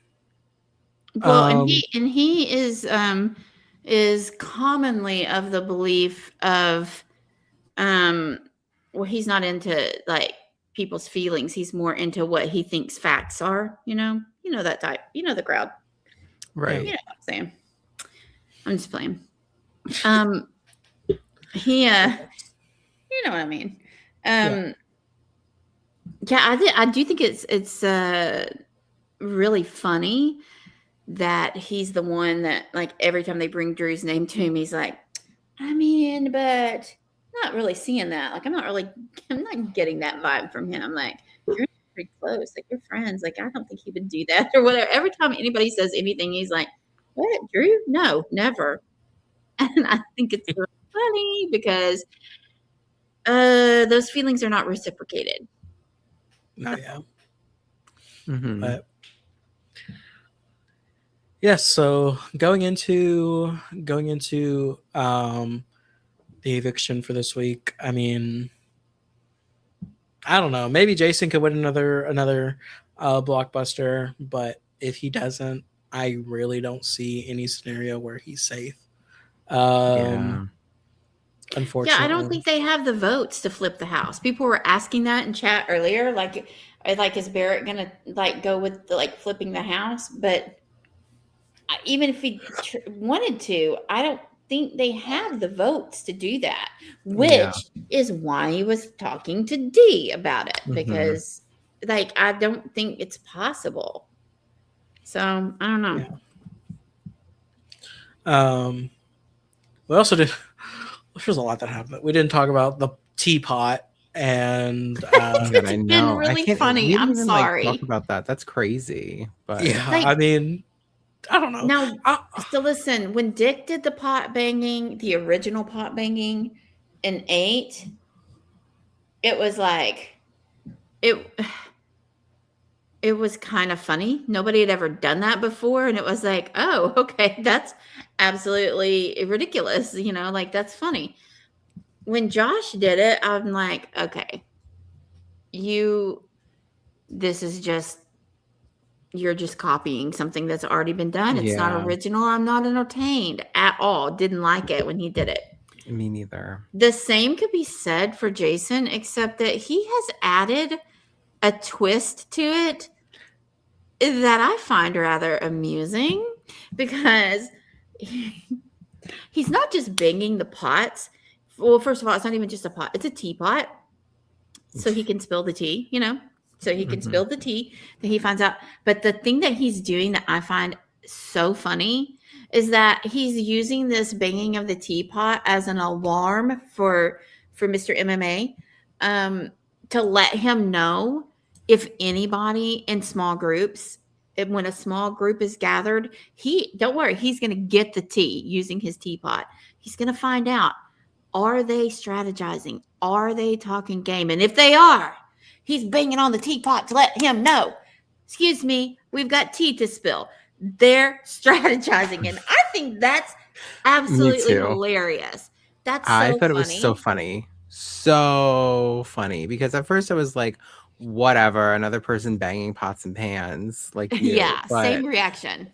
But that element to it makes it like so funny to me. I loved when he was like banging on it as Kamu was in the DR and like he's like, oh, he's in the DR, and then goes over to the door. See, I didn't mind that. I guess my thing about it is like, I was thinking about this because I'm not, whenever Dick did it, I didn't care for it. Whenever Josh did it, I didn't care for it. Whenever Jason did it, I was like, okay, like, because to be honest, they're just reheating Tanisha's nachos. Tanisha was the one that did it first, and everyone else, all these men cannot Like, She did it I before. didn't get no before sleep Dick? because of y'all. Y'all not gonna get no sleep because of me. What?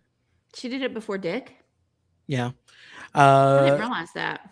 Bad Girls Club season 2 filmed in June of 2007, and Oh, Dick, okay. yeah, but Wait. Would that not have been at the same time? well, it wasn't the first week that Dick did it. It was like what? Yeah, but he wouldn't have known. I mean, yeah, but pre-filmed. I'm still saying. Tanisha Okay, did well, it no, first. I mean you're I'm not right. saying. I Oh, just yeah. was trying to think. I was like, oh, so I mean, he yeah, got yeah. it from somebody else. So Oh, he no, yeah. didn't. Okay, No, okay. Yeah. No, I'm just saying. I'm just saying about who definitely did it first was Tanisha, but I don't think Dick was watching that show anyway. So, but You he don't wasn't know. even You don't know not. his life. You True, don't know. but it didn't air. It didn't air till December either. So, but I don't know. But the added twist of they're talking gay. That I like that. I like that part. Yeah, I think it's really funny. Because It's Josh really was funny. doing it to be loud for no reason. and was just- leaving tea bags on people's tables. Oh yeah. Yes, the tea bags. I mean, he's going to go all out. And I think, honestly, I think this is when he wanted to come into this game and he wanted to play as Jason. But I think that this level of petty, which I love, by the way, because I do love petty. Like petty to me, as long as you're not, as long as you skirt the line and don't cross over into bullying, petty's great. I love petty. And I think that this level of petty that we're seeing is not Jason. This is Selena, and I'm here for it because, like, it's great. Like, I would like to see more of it. I hope that he continues to bring the petty. It's clever, and I like it. Yeah, I do too. I'd be very intrigued if he stays, but I'm keeping my hopes down. Yeah. I Keep think his hopes down for sure. I could low see. as possible. Oh my gosh, who is it? It'd be Latrice. I could see Mallory winning something. I feel like she's quick in that sense. I could see Mallory winning and then Jason getting taken out, unfortunately. But who knows? There's still a few days left. Ashley flipped in the middle of a Wednesday episode, so the Ashley vote flipped. Yeah, over, you never know. You just don't know. So, what do you think about Lyric's a new strategy? It's not new, but her strategy that she is acknowledging openly, like, this is what I'm doing is my strategy. Use what comes naturally to her, which is flirtatious, gaming. What do you? I like that she's like, love it. Like that she's like, yeah, that's exactly Nick loves what Love I'm gonna Island, do. so exactly. Like own it. But I always say this: I don't care. Be the villain, but own that you're the villain. Be, the flirtatious. I'm gonna flirt with everyone and make them do what I want.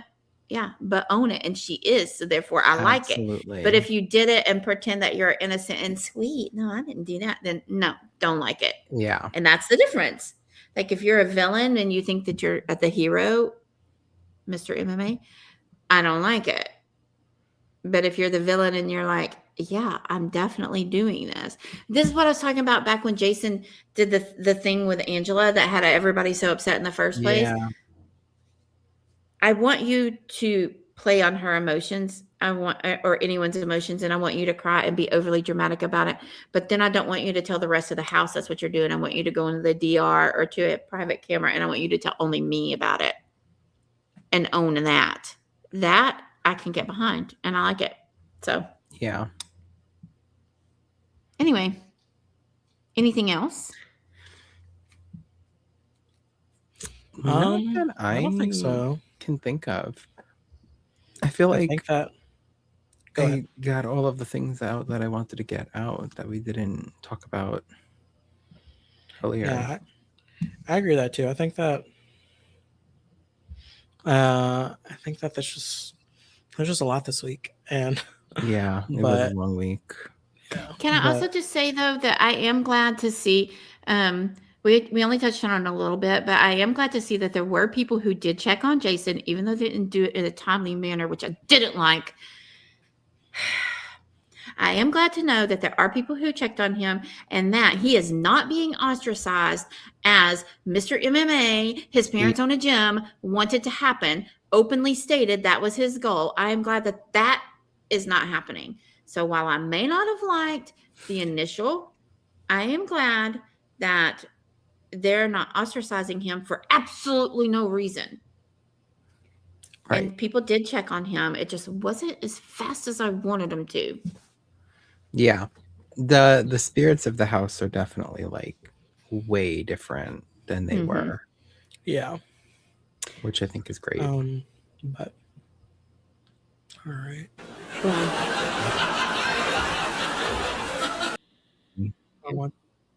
I think that is Back. Back. Roxie, who's going home Thursday? probably Jason if I had to guess. Who's gonna win Blockbuster? Mallory. Why do I have to take the quiz? This seems very unfair and unfortunate. Nick, who's going Thank home you. and who's winning a Blockbuster? Well, I think that Roxy already answered the correct answer, but I want to be different, and I'm going to say that Lala's going to win and Jason's going to go. Okay. I think that